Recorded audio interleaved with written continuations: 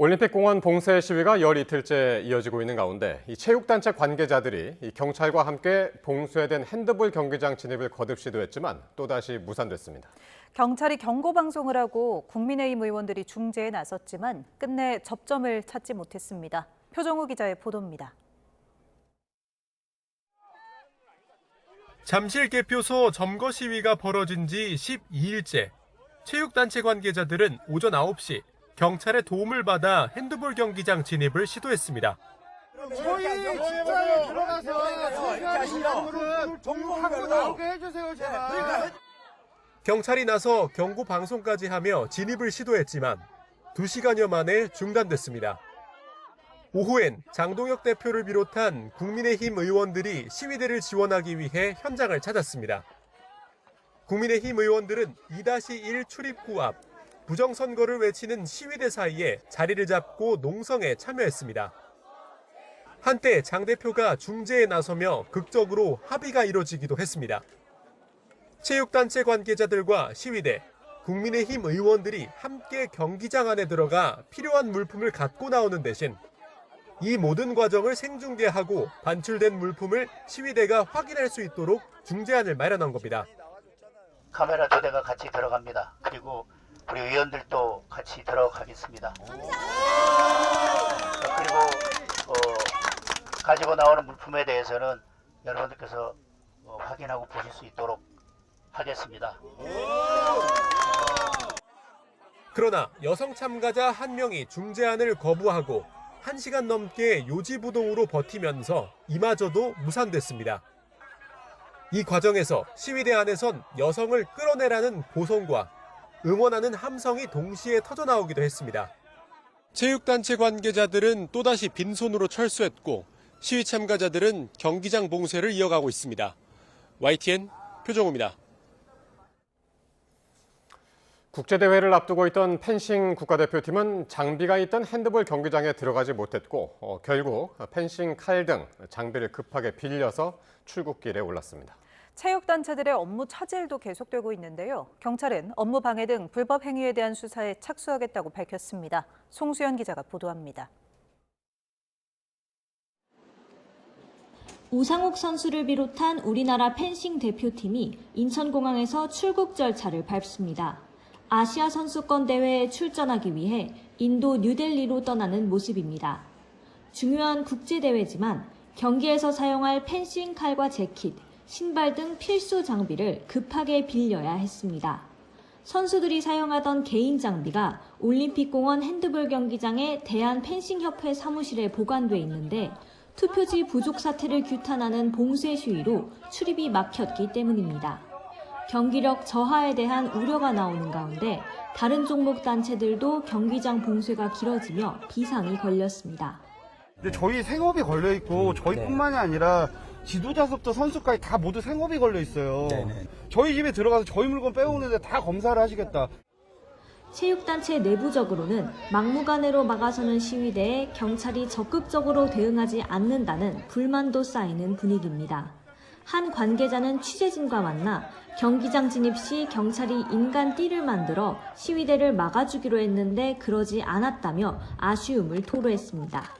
이런 가운데 경찰은 체육회에 대한 업무 방해는 사법 처리될 수 있다고 수차례 경고하고 설득했는데도 불법 상황이 해소되지 않았다며 채증 자료를 바탕으로 즉시 수사에 착수하겠다고 밝혔습니다. 대통령과 총리, 관계부처 장관까지 불법 행위에 대한 엄정 대응을 주문한 가운데 앞으로 경찰이 어떤 조치에 나설지도 관심입니다. YTN 송수연입니다. 김민석 국무총리는 서울 올림픽공원 핸드볼 경기장 출입을 사적으로 통제하는 건 용납될 수 없는 심각한 불법 행위라며 일벌백계 차원에서 단호히 대응하겠다고 밝혔습니다. 김 총리는 국무회의에서 정부는 참정권 침해에 대한 정당한 문제 제기는 겸허히 듣고 존중하지만 이런 상황을 빌미로 타인의 권리를 침해하는 건 정당화할 수 없다며 이같이 말했습니다. 또 사무실에 가는데 왜 검문 검색을 받아야 하고 펜싱 선수들이 칼을 못 꺼내게 막으면 어떻게 하느냐며 개표가 끝난 상황에서 도대체 무슨 권리로 정당한 통행을 막는 것인지 어떤 이유로도 설명되지 않는다고 지적했습니다. 이런 가운데 여야는 투표용지 부족 사태와 관련한 국정조사를 45일 동안 진행하기로 했습니다. 모레 본회의에서 계획서가 처리되면 즉시 본격적인 활동에 돌입하는데 반면 여야의 후반기 국회 원구성 협상은 좀처럼 합의점을 찾지 못하는 모습입니다. 보도에 부장원 기자입니다. 여야가 6.3 지방선거 당시 발생한 투표용지 부족 사태를 규명하기 위한 국정조사에 전격 합의했습니다. 국회 본회의 보고 닷새만으로 조속한 진상규명을 위해 뜻을 모은 겁니다. 진상을 조속히 규명을 하고 선관위를 대대적으로 개혁할 수 있는 취지에서 국정조사 진행을 이제 합의했습니다. 오는 18일 국회 본회의에서 처리하기로. 조사 기간은 45일로 필요할 경우 연장할 수 있게 했습니다. 쟁점이 됐던 위원장은 순번대로 국민의힘이 맡고 위원 구성을 여야 동수로 하는 등 대부분 야당 의견이 받아들여졌습니다. 위원은 모두 18명으로 민주당 9명, 국민의힘 7명, 국회의장이 지명하는 비교섭 단체 2명입니다. 조사 대상은 중앙선거관리위원회와 각 지역 선거관리위원회가 포함됐는데 청와대와 경찰은 빠졌습니다. 정인 채택에 대해서 적극적으로 협조를 한다. 제한 없이 충분하게 관계 기관에 대해서는 조사할 수 있도록 그렇게 하겠다는 데 서로 의견을. 여야는 국정조사와 함께 후반기 원구성 문제도 논의했지만 결론은 내지 못했습니다. 더불어민주당은 최대 쟁점 법제사법위원장을 절대 넘길 수 없다고 못 박으며 계속 협상 파행이면 주요 경제 상임위까지 돌려받겠다고 으름장을 놨습니다. 엉터리 필리버스터와 무차별 보이콧으로 국회를 파행시켰습니다. 주요 경제 관련 상임위도 회수할 것을 검토하겠습니다.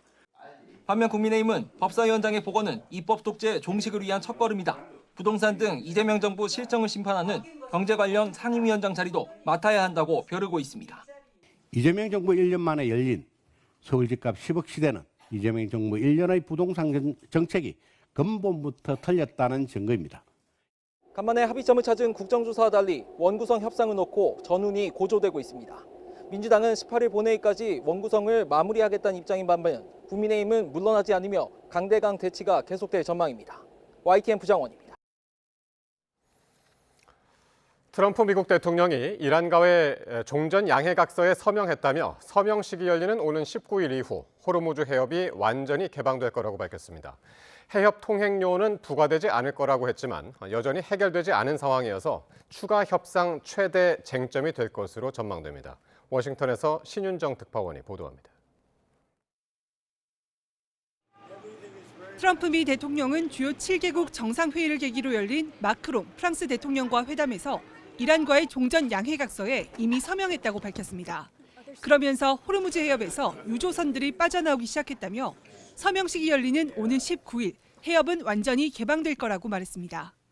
I'm very happy to say it's signed, the deal's all signed, and the strait is already partially opened. 트럼프 대통령은 이번 합의에서 해협을 개방하고 통행료 없이 운영하기로 했다면서 통행료 부과는 이루어지지 않을 거라고 강조했습니다. Because we have an agreement where it's going to be open, and it's toll-free. We had a little argument on that. It's toll-free. 제이디 벤스 미 부통령은 해협 통행료 문제가 여전히 해결되지 않은 상태라는 점을 시사했습니다. 방송 인터뷰에서 호르무즈 해협이 장기적으로 통행료 부과 없이 개방되길 바란다며 향후 기술적 협상에서 풀어나갈 거라고 말했습니다. 트럼프 대통령은 이번 종전 합의에서 가장 중요한 건 이란이 핵무기를 갖지 못하게 되는 거라며 이란도 이에 동의했다고 말했습니다. 전자서명까지 마친 합의문이 공개되지 않으며 혼선이 커지고 있는 상황에서 트럼프 대통령은 19일 서명식 이후 공개될 거라고 말했습니다. This is a very powerful document, and I want it to be released so probably pretty soon. I would say sometime after Friday. 동맹국으로부터 어떤 지원을 원하느냐는 질문엔 큰 도움이 필요하진 않을 것 같다면서도 몇몇 국가에서 함정 한두 척을 해협에 배치하는 건 나쁘지 않은 생각이라고 덧붙였습니다. 미 고위 당국자는 호르무즈 해협이 2주 안에 정상화되긴 어려울 거라며 19일 완전 재개방될 거란 트럼프 대통령의 발언과는 다른 전망을 내놨습니다. 워싱턴에서 YTN 신윤정입니다. 호르무즈 해협 통행료와 함께 이 재건 기금도 종전 합의의 쟁점으로 떠올랐습니다. 미국은 한국 등 민간 기업이 참여하는 3천억 달러 규모의 투자 기금을 만들겠다는 계획인데 이란은 사실상 전쟁 배상금이라고 주장하고 있습니다. 윤웅성 기자가 보도합니다. 미국이 이란과의 최종 종전 합의 조건으로 3천억 달러, 우리 돈 약 450조 원 규모의 재건 기금 조성을 검토하고 있습니다. 파이낸셜 타임즈는 미국 고위 당국자를 인용해 이 기금이 정부 예산이 아닌 글로벌 민간 자본으로 채워질 것이라고 보도했습니다. 특히 이 펀드의 핵심 자금줄로 한국 기업이 콕 집어 거론됐습니다.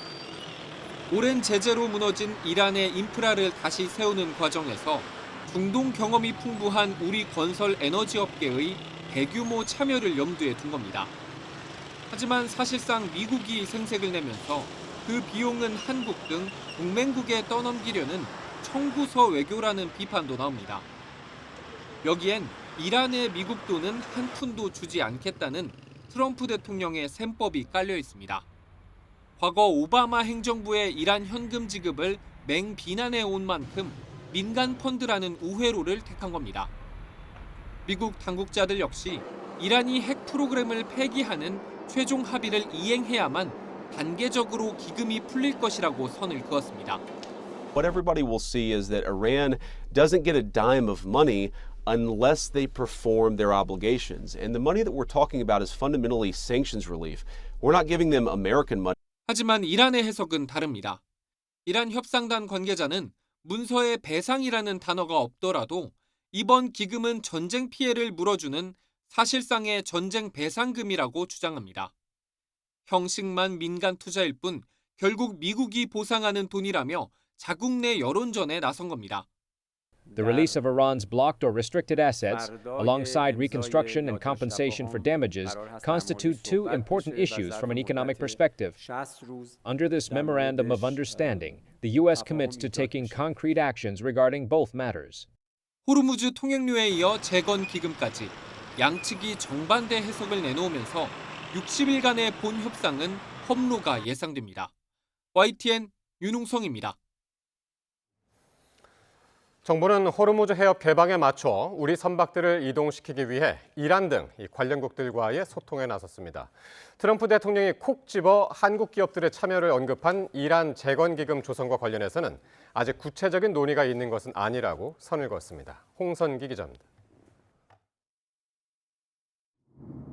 정부는 호르무즈 개방이 포함된 미국과 이란의 종전 합의 직후부터 발빠르게 움직이고 있습니다. 이란은 물론 미국 등 관련국들과 소통하며 전쟁 이후 발이 묶인 우리 선박들의 이동을 위한 구체적인 협의에 들어간 겁니다. 호르무즈 해협 안쪽에는 여전히 우리 선박 24척에 한국인 선원 130여 명이 100일 넘게 고립돼 있습니다. 문제는 우리 선박 말고도 호르무즈 탈출을 기다리는 선박이 2,000척가량이나 된다는 겁니다. 전쟁 이전 하루 호르무즈 해협 통과 가능 선박은 120척가량. 그런데 지금은 기뢰 위험 등으로 하루 20-30척만 통과가 가능합니다. 종전 합의에 기뢰 제거가 포함됐지만 하루 50척 이상은 통과가 어렵다는 분석이 많습니다. 통항 판단을 하기 위해서는 기뢰 유무 등 해협의 전반적인 안전 상황, 그리고 해협의 개방 속도, 이용 가능한 항로, 동작 혼합도 등 여러 사항에 대한 종합적인 고려가 필요합니다. 정부는 트럼프 미국 대통령이 한국 기업 참여를 콕 집어서 얘기한 이란 재건기금 참여와 관련해서는 신중한 입장을 보였습니다. 외교부는 아직은 미국과 이란의 협상을 지켜봐야 한다면서도 중동 지역 재건 과정에 건설적인 역할을 할 것이라고 밝혀 우리 기업들의 참여 가능성을 열어놨습니다. YTN 홍성기입니다. 서해 공무원 피격 사건과 관련해 자진월북이라는 수사 결과를 발표했다는 혐의로 재판을 받은 서훈 전 청와대 국가안보실장이 2심에서도 무죄를 선고받았습니다. 재판부는 해경의 수사 결과 발표가 허위 내용이라고 보기 어렵고 따라서 유족에 대한 명예훼손으로 평가하기도 어렵다고 판단했습니다. 신기혜 기자입니다. 서해 피격 사건 은폐 의혹으로 기소된 서훈 전 국가안보실장, 김홍희 전 해양경찰청장이 1심에 이어 2심에서도 무죄를 선고받았습니다. 사건 발생 이후 5년여 만입니다. 항소심 재판부는 해경의 수사 결과 발표를 고 이대준 씨의 자진 월북을 진실로 판단해주는 것이 아닌 의견, 표현 정도로 봐야 한다고 지적했습니다. 또 해경이 수사 내용을 바탕으로 이 씨에게 월북 가능성이 있었다고 판단한 건 합리적으로 보인다며 수사 결과 발표를 허위 내용 배포로도 명예훼손으로도 볼 수 없다고 판시했습니다.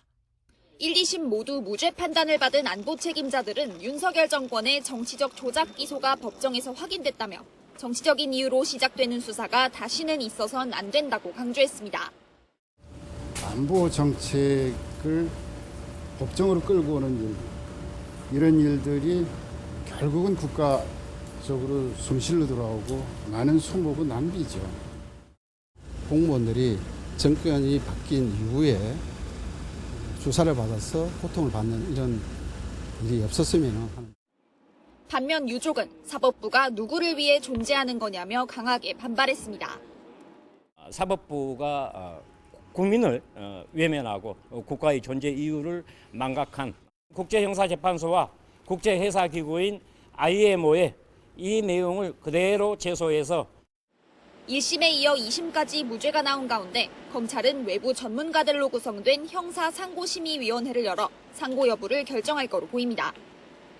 YTN 신기입니다. 3년 전 일어난 대구 응급실 뺑뺑이 사건과 관련해 의사 2명이 응급의료법 위반 혐의로 검찰에 넘겨졌습니다. 응급의학계는 현장 의료진의 의학적 결정을 범죄로 규정해선 안 된다며 반발했습니다. 이윤재 기자가 보도합니다.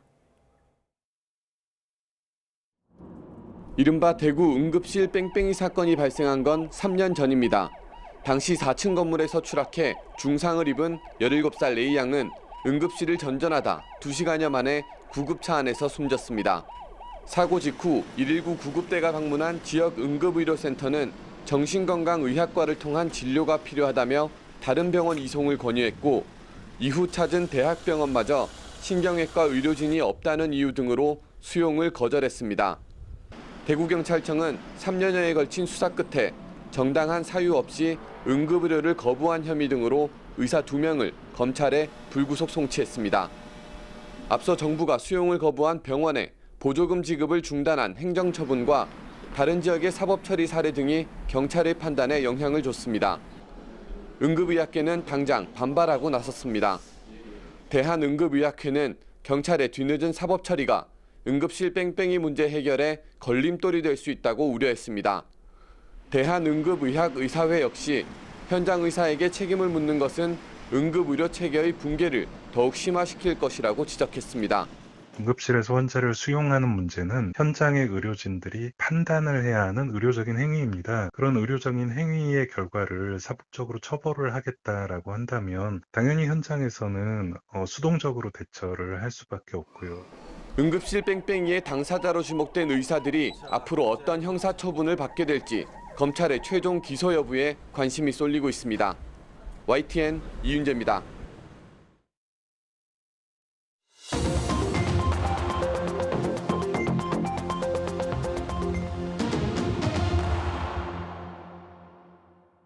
정치권 관심 뉴스 짚어보는 포커스 나이트 시간입니다. 오늘은 최창렬 용인대 특임교수, 김종혁 전 국민의힘 최고위원 두 분과 함께하겠습니다. 어서 오십시오. 안녕하세요. 안녕하십니까.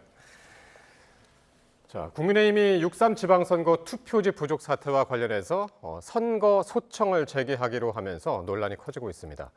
지도부 투톱 사이에서도 미묘한 온도차가 감지되고 있는데요. 먼저 장동혁 대표와 정점식 원내대표 발언 듣고 오겠습니다. 조금 만족스럽지 않은 부분이 있더라도 저희가 여러분과 함께 끝까지 싸워서 우리가 재선거를 이루고 그리고 특검도 통과시키고 선거제도 선관위 개혁할 수 있도록 끝까지 힘을 모아가겠습니다. 참정권 훼손 행위가 선거 결과에 미친 영향을 면밀히 살펴보는 것이 공정선거의 원칙에 부합한다는 믿음 아래 소청 제기를 결정한 것입니다. 당의 정치적 유불리보다 오로지 국민의 참정권 훼손을 최우선 가치로 두고 이 같은 결정을 내렸다는 것을 말씀드립니다.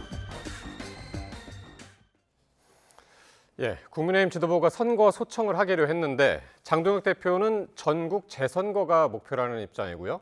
정점식 원내대표는 그와는 이제 거리를 좀 두고 있는 모양인데 당내에서 온도차가 좀 꽤 있어 보입니다. 그 정점식 원내대표 얘기가 저게 일리가 있는 얘기예요. 선거법에 나와 있는 규정이 있어요. 224조에 선거 관련에 대한 중대한 위반이 있다 하더라도 선거 결과나 당락에 영향을 줄 수 있는 게 입증이 될 수 있어야 돼요. 그래야 소청 결정이 받아들여집니다. 소청이 받아들여져야 재선거를 할 수 있는 거거든요. 근데 만약에 지금 이제 이런 것들이 그런 설령 몇 개의 위반된 행위가 있다. 위반된 행위 분명히 있었던 거죠. 투표 용지가 부족했으니까 그건 뭐 입증된 사실이니까. 근데 이 부분이 과연 이제 선거 결과를 바꿀 수 있느냐?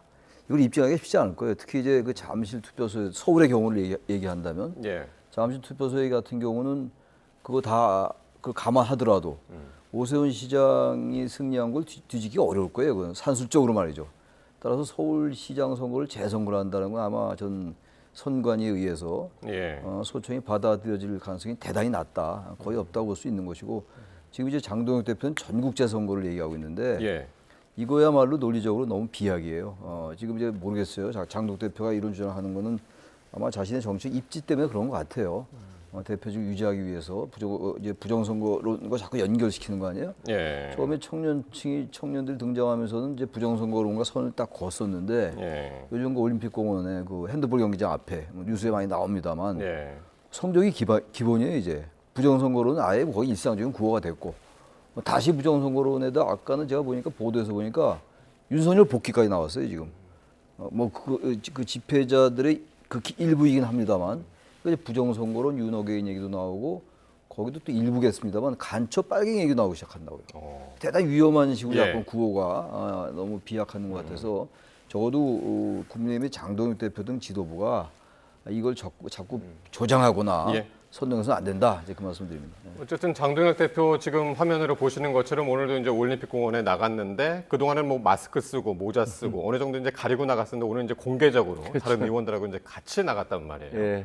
전체적으로 어떻게 보시나요? 아니 근데 이게 보면 이제 우리 당이 과거에 비상계엄과 탄핵 이걸 놓고서 의견이 갈렸었고 또 부정선거 이번에는 이제 부정선거, 재선거 이것을 놓고 또 완전히 의견이 갈려지고 당내 분열 현상이 나타나고 있는 것 같아요. 그런데 저거는 그 소청을 예를 들어 선관위에 소청을 제기하면서 당대표가 아예 우리 목표는 소청이 아니고 재선거다라고 이렇게 딱 못을 박아놨잖아요. 이거 거의 공소 취소 특검하고 똑같은 거예요. 예를 들면 특검을 통해서 뭐가 밝혀져서 공소 취소를 하는 게 아니라 공소 취소를 하기 위해서 특검을 만든다라는 것과 똑같잖아요. 그러니까 이거는 앞뒤가 완전히 그 본말이 전도됐다라고밖에 얘기할 수 없을 것 같아요. 그러니까 지금 현재 현행 법에 따르면 선관위가 2주일 내에 그 소청을 제기하면 그 소청에 대해서 살펴본 다음에 이것이 아니다. 이제 재선거 사유가 아니다. 그러면 이제 법원에 갈 수 있는 거잖아요. 근데 이 얘기는 뭐냐면 선관위가 어떤 결정을 내리든 간에 우리는 끝까지 재선거로 가겠다. 이렇게 선언을 한 것이나 마찬가지이기 때문에 그것이 어떤 그 정치적 정당성이 있는가라는 그런 비판에 직면할 수 있다라는 우려가 됩니다. 그래서 과연 이거 선거 소청과 관련해서 이제 서울시도 이제 하자고 그랬으니까요. 국민의힘이 이제 하려고 하니까 과연 오세훈 서울시장은 어떤 입장인가 했는데 오늘 입장을 냈습니다. 흔들리는 리더십을 의식한 정략적인 이용이다. 이런 얘기를 했고요. 또 당내의 빈약한 입지를 의식한 것이다. 그리고 자리 보전용이다. 이런 용어들을 썼습니다. 저는 오세훈 시장의 말이 저는 뭐 전적으로 동의를 해요. 개인적으로. 그건 이제 오세훈 시장의 입장에서 볼 때는 물론 본인이 이겼기 때문에 재선거를 받아들일 수가 없죠, 사실은. 근데 그런 건 떠나서 이게 도대체 지금 재선거라는 게 제가 잠깐 아까 말씀드렸습니다만 뭐 저만 얘기하는 게 아니잖아요. 이거 기본 상식이거든요. 근데 이거 지금 서울시 전체를 재선거하자? 최근에 나경원 의원도 그런 이제 주장을 했었는데 그 부분도 결국은 이 강성 지도부들, 나경원 의원이 지금은 지도부는 아닙니다만 어떤 강성 당원들의 어떤 그 결집을 도모하는 게 아닌가 그렇게 추정할 수밖에 없어요. 지금 이제 그 투표 용지 부족이라는 정말 이 전무후무한 이런 이제 정치 환경이 조성이 된 거 아니에요 지금? 이것도 진영 간에 이제 또 나눠지고 이런 상황이라서 게다가 또 최근에 몇 개 여론조사가 국민의힘이 또 정당 지지도에서 민주당을 또 앞선 게 나왔어요. 그렇게 상황이 되다 보니까 아마 이제 장동혁 대표는 자신이 대표직을 유지할 수 있는 여러 가지 당 내외 환경들, 선거 환경, 그리고 선거는 끝났습니다만 정치 환경이나 이런 것들이 만들어지고 있다고 보는 것 같고, 그래서 더욱더 이제 그 이른바 극우라고 우리가 얘기했던 그 사람들 더 결집하려 하는 게 아닌가. 그래서 더 당내 기반을 더 공고히 하고, 근데 그게 역설적으로 당내 기반이 취약하니까 그렇다고 저는 봐요. 근데 전 이게 아주 냉철하게 볼 때 장동혁 대표의 당내 입지가 그렇게 취약하지도 않은 것 같아요, 이제. 이번에 정전식 의원 보니까 55표가 나왔죠. 결선 투표까지 가서. 근데 영남 의원들이 지금 국민의힘에 거의 60명 가까이 되는 걸로 제가 알고 있거든요. 그러니까 전체 지역구 의원의 60%가 넘어요. 그러니까 이분들이 지금 영남권 의원들이 지금 차기 총선, 후년에 총선이 있는데 2028년 23대 총선이 있는데 그거를 생각하면 장동혁 체제가 유리하다고 판단하는 게 아닌가 혹시. 그렇게 된다면 대단히 이 의외로 입지가 약한 게 아니라 공고해지는 게 아닌가라는 그런 우려 아닌 우려가 듭니다. 근데 이렇게 선거 소청을 하기로 한 지역을 놓고도 지금 좀 상당히 이제 당내에서도 논란인데 왜 우리가 이긴 서울이 들어갔고 그러면 왜 대구는 또 빠졌느냐 뭐 이런 얘기도 있더군요. 아니 그러니까 원래 재선거를 요구하는 것은 진 사람이 내가 뭔가 이상하다, 억울하다, 그러니까 재검표도 해보고 재선거를 해야 된다 이렇게 주장할 수 있는 거잖아요. 근데 서울 같은 경우는 그 진 사람이 정원호 후보가 내가 졌다라고 인정을 했습니다. 그리고 지금 논란이 되고 있는 잠실, 송파 이 지역은 이미 개표가 끝났는데 압도적으로 오세훈 시장이 이겼어요. 그 지역에서 그러니까 투표지가 부족하다라고 얘기했던 지역이 만약에 정원호 후보가 이겼는데 오세훈 후보가 져서 야 이건 말이 되느냐, 이건 재선거해야 되느냐 이렇게 해야 되지 않느냐라고 할 수 있겠지만 그 지역은 오세훈 후보가 6대3과 7대3으로 압도적으로 이긴 지역이에요. 그러니까 불리한 여건에서도 이겼는데 이걸 왜 재선거 하냐. 저는 전 세계 투표 역사상 이긴 쪽이 진 쪽이 승복을 하고 이긴 쪽이 그걸 받아들였는데 그걸 재선거를 하자는 사례가 단 한 번도 들어본 적이 없거든요. 이런 특이한 주장을 하는 게 논리가 뭔지를 잘 모르겠고, 그러면 6개만 지금 얘기를 했잖아요. 서울과 인천, 경기, 그다음에 부산과 전남, 광주, 그리고 울산을 얘기했단 말이에요. 근데 실질적으로 대구, 경북에서도 그 투표지 모자란 것들이 4건인가씩 있었었잖아요. 4군데에선가. 그럼 왜 거기서는 안 하느냐. 당장 그런 얘기가 나올 거 아니에요.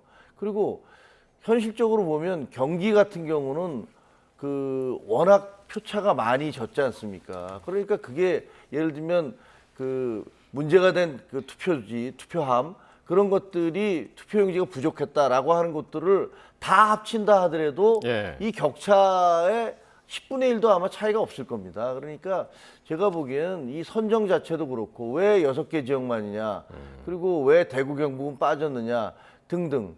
그다음에 서울에서 승자와 패자가 다 인정하고 있고 그 문제가 된 지역이 오세훈 시장이 압도적이었는데 이게 왜 한다는 거냐 등등 여러 가지가 논리적으로는 말이 안 돼요. 그러면은 이게 선관위에서 이걸 받아들일까요? 안 받아들일까요? 아까 교수께서는 이제 받아들일 가능성이 없다고 이제 그러죠. 저는 거의 없다고 봅니다. 거의 없다. 근데 이거 소청 자체를 요구하는 거는 마땅히 할 수 있다고 봅니다.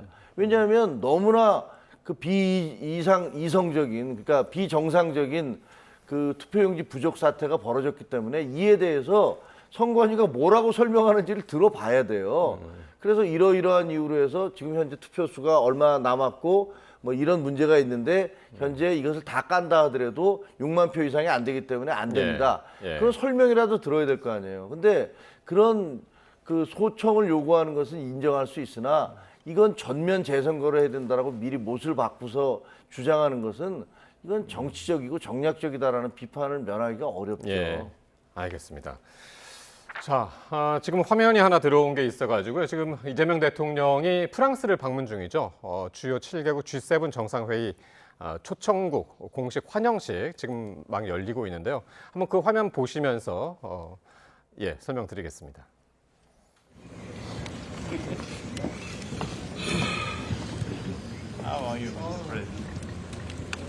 행사가 열리는데 자, 현지 시각으로 이제 16일 낮에 도착을 한 이후에 초청국 공식 환영식에 참석을 하고 있는 모습입니다. 지금 프랑스 마크롱 대통령 초청국 자격이죠.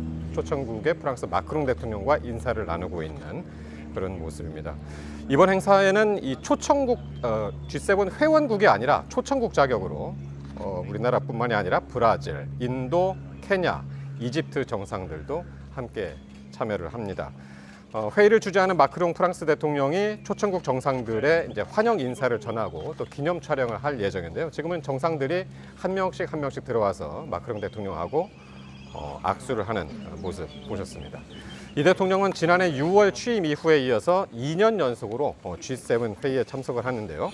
관련 내용은 잠시 뒤에 또 들어오는 대로 전해드리도록 하겠습니다. 예, 지금 국민의힘의 선거 소청 이 얘기하고 있었는데요. 그 정점식 원내대표의 입장이 상당히 이제 중요한데 이 초재선 의원 모임, 대한과밀의 간사 이성건 의원을 오늘 만났고요. 또 5선 중진들과 식사하는 그런 자리도 마련을 했었습니다. 내일 이제 의총이 추가로 열린다고 그래요. 원래는 이제 목요일 날 본회의 전에 열린다고 했는데 내일 추가로 열릴 예정입니다. 내일 이런 의견들이 내일 의총에서 충분히 나오게 될까요? 어떻게 지금 보십니까? 이제 내일까지 아마 소청을 제기해야 될 거예요. 2주 내에 해야 되니까 예, 선거 17일까지니까요. 17일까지. 그러니까 내일 17일 내일 17일이죠. 내일까지 해야 되는 건데 이게 아마 그 당내 뭐 최고위원회라든지 의총의 어떤 의결을 거친 건 아니에요 지금. 그러니까 이런 상태니까 당내에서도 여기에 반대하는 의원들은 절차적 문제를 제기할 수 있겠죠. 근데 뭐 지도부는 지금 굉장히 강력한 것 같아요. 근데 아까 잠깐 봤습니다만 정점식 원내대표는 좀 입장이 약간 달라요. 좀 온건한 입장입니다. 소청은 제기할 수 있죠 당연히. 그리고 또 어떤 면에서 볼 때 아주 표차가 적게 난 지역, 일부 기초단체장이나 기초의원 그런 건 할 수 있어요. 저는 그런 경우는 선관위에서 소청을 받아들일 수 있다고 봐요. 예. 아주 크게 일부 지역에. 근데 예. 지금 이제 국민의힘의 장동혁 대표 등이 주장하는 바는 전국 재선거 또는 서울시 재선거를 얘기하고 있잖아요. 그건 뭐 충분히 다 말씀드렸습니다만 맞지 않아요. 맞지가 않고 투표 결과를 뒤집을 수가 없어요. 전혀 아마 제로일 겁니다 아마. 좀 그렇게 생각하는데 내일 이제 의총을 하게 되고 또 정 원내대표가 뭐 중진별 또 초재선들을 만난다 하더라도 아마 장동혁 대표의 의지는 바뀌지는 않을 거예요 아마. 확고해요. 지금 여태까지 쭉 이제 장 대표가 걸어왔던 정치적인 행보가 아주 과도할 정도로 소신이 있잖아요. 이 상황은 자기는 이렇게 하는 게 자신의 정치적 향후 입지라든지 당내 기반 강화라든지 이런 데 유리하다고 판단한다고 저는 생각합니다. 예. 이성건 의원 그 대한과 모임의 간사죠. 이성건 의원이 얘기하기로는 장 대표가 의원총회도 잘 나오지 않는다 뭐 이런 얘기도 하더라고요. 그러니까 내일 어떻게 뭐 나올지 안 나올지는 모르겠습니다만은 이런 이야기들 뭐 선거 소청이라든가 장 대표 거취 다 뭐 연결이 되는 이야기일 수도 있고 어떤 이야기들이 주로 나올까요? 근데 원래 이제 목요일 날 본회의가 열리잖아요. 근데 11시에 열리는데 10시에 의총을 하겠다라고 얘기했어요. 그러니까 의원들이 아니 도대체 눈 가리고 아웅하자는 거냐. 이렇게 중요한 사태에 대해서 논의를 해야 되는데 11시 본회의 하기 전에 10시에 열리면 그럼 무슨 얘기를 하라는 거냐. 이런 불만들이 있었거든요. 그러니까 이제 부랴부랴 하루 정도 전 수요일 날 다시 의총을 열겠다라고 얘기를 하는 거고 그다음에 지금 17일까지 소청을 이제 한다고 했잖아요. 근데 그것을 당대표가 소청을 하는데 그 의원들과는 전혀 이런 것들에 대해서 소통이라든가 보고라든가 이런 게 없었으니까 거기에 대해서도 의원들도 굉장히 불만이 많은 거예요. 최고위에서 의결을 한 상황. 긴급 최고위에서 갑자기 의결을 했는데 그러면서 이건 결국은 그 발표를 하는 데 있어서도 그 정점식 원내대표와 또 대변인이 하는 얘기가 서로 막 왔다 갔다 하거든요. 이것은 뭐 그래서 이제 언론에서도 전면적인 재선거 요구 이렇게 자막이 나갔었어요. 그러다가 또 나중에 그건 아니고 서울을 비롯해서 6개 지역만 요구하는 것이다 이렇게 바뀌었다가 또 당대표가 아니 그럼에도 불구하고 우리가 꿈꾸는 것은 전면 재선거다 이렇게 얘기하니까 당이 지금 왔다 갔다 의견이 뭔지가 지금 정해지지가 않고 있어요. 그러니까 이런 것들에 대한 어떤 의원들의 불만 이런 것들이 아마 의총에서 표출될 거라고 생각이 되어지고요. 일단은 선거 소청과 관련해서 좀 집중적으로 내일은 집중적으로 이루어지면서 거기에 대해서 장 대표한테 책임을 지라 뭐 이런 요구까지 나올 거라고 생각이 되어집니다. 그래서 일단 내일 지켜봐야죠. 그러면은 한동훈 의원의 복당 문제도 내일 같이 거론이 될까요? 어떻게 보십니까? 그건 뭐 누가 얘기할지 모르겠습니다만 뭐 그런 얘기도 나올 수 있겠죠. 왜냐하면 지금 현재 뭐 정부 여당과 싸워야 되는 거 아니에요? 야당의 예. 입장에서는. 예. 그리고 가장 강력한 무기가 한동훈 대표 후보 의원 본인의 말 맞다나 한동훈이라는 중요한 무기가 있는데 그걸 왜 안 쓰느냐. 그러니까 오늘 그런 얘기를 예, 이런 얘기가 뭐 의원들 사이에서도 흔히 있는 거니까요. 예. 제일 잘 싸웠던 사람 아니냐. 뭐 그런 취지에서 한동훈 복당 얘기도 나올 수 있을 것이다라고 예상합니다. 예. 그러니까 지금 조금 더 보충을 하자면 한동훈 의원이 한 유튜브 인터뷰를 오늘 했는데 지금은 보수 재건의 골든 타임이다. 왜냐하면 이제 이재명 정권이 지금 이제 이전 투구 상황을 벌이고 있기 때문에 골든 타임이다. 그러면서 내가 이제 전략 자산인데 내가 가장 전투력이 있는데 왜 나를 안 쓰는지 모르겠다. 이런 취지의 이야기를 했어요. 한동훈 의원으로서 당연히 할 수 있는 얘기고 그렇게 생각하는 사람이 많을 거예요. 전략자산 맞죠. 근데 지금 이 한동훈 의원의 복당이 얘기되는 상황은 좀 아닌 것 같아요, 지금. 한동훈 의원도 제가 한동훈 의원하고 대화를 전혀 안 해봐서 모르겠는데 아마 지금 그렇게 복당을 서두르지 않을 수도 있어요. 지금 이 말은 저렇게 하는데 저렇게 얘기를 해야죠, 당연히. 일리가 있는 얘기고. 그렇다고 하더라도 지금 갑자기 또 지금 몸이 당이 어수선하잖아요, 지금. 이 무슨 재선거다, 소청이다 이러면서 또 이제 초재선과 또 영남 지역 의원들 또 강성 지도부와의 충돌이 계속되고 있는 이런 상황이에요. 게다가 당대표의 거취 문제를 둘러싼 문제. 그러니까 당대표, 즉 국민의힘의 당대표의 거취 문제가 한동훈 의원의 복당, 한동훈 의원의 거취와 같이 연결돼 있어요. 예. 인과관계가 형성돼 있는 건데 예. 이 상황 속에서 아마 한동훈 대표가 굳이 복당 얘기를 자꾸 이슈화시켜서 이쪽으로 몰고 가는 건 좀 바람직하지 않은 것 같아요. 예. 왜냐하면 이번에 전 그렇게 생각해요. 이번 그 지방선거의 최대 수혜자가 2명이에요. 오세훈, 한동훈. 예. 그리고 본인도 지금 전략자산이라고 그러고 얘기하고 있잖아요. 그 중도 유권자들도 그렇게 생각하는 분이 많을 것 같고 보수 물론이고 합리적 보수층은 물론인데 지금 굳이 이제 강성 지지층들 좀 극우라고 우리가 흔히 표현해 왔던 분들 그분들은 또 한동훈 의원에 대해서 배신자다 이런 표현이 여전히 있을 거라고요. 근데 굳이 여기서 일단 빼지 달았는데 유리한 고지를 선점했잖아요. 근데 저는 그렇게 복당 얘기를 지금 할 이유가 있을까? 단지 이제 저 정도의 원론적인 얘기는 해야죠. 부단하게 얘기는 해야 될 거예요. 불신 살려놓되 과도하게 당내에서 이슈화시키는 거는 한동훈 의원의 정치적인 어떤 그 유불리의 측면에서 볼 때 그렇게 큰 의미는 없을 것 같아요. 어차피 될 건데. 그러니까 이런 얘기도 하더라고요. 그러니까 장동혁 대표의 거취를 이야기하자면 찬성하는 사람들이 꽤 있는데 그러면은 한동훈 의원이 들어와서 이게 총선하고 이어지기 때문에 자신들이 이제 불안한 거죠. 그래서 이거를 좀 설득하는 작업이 있어야 되지 않느냐 그러더라고요.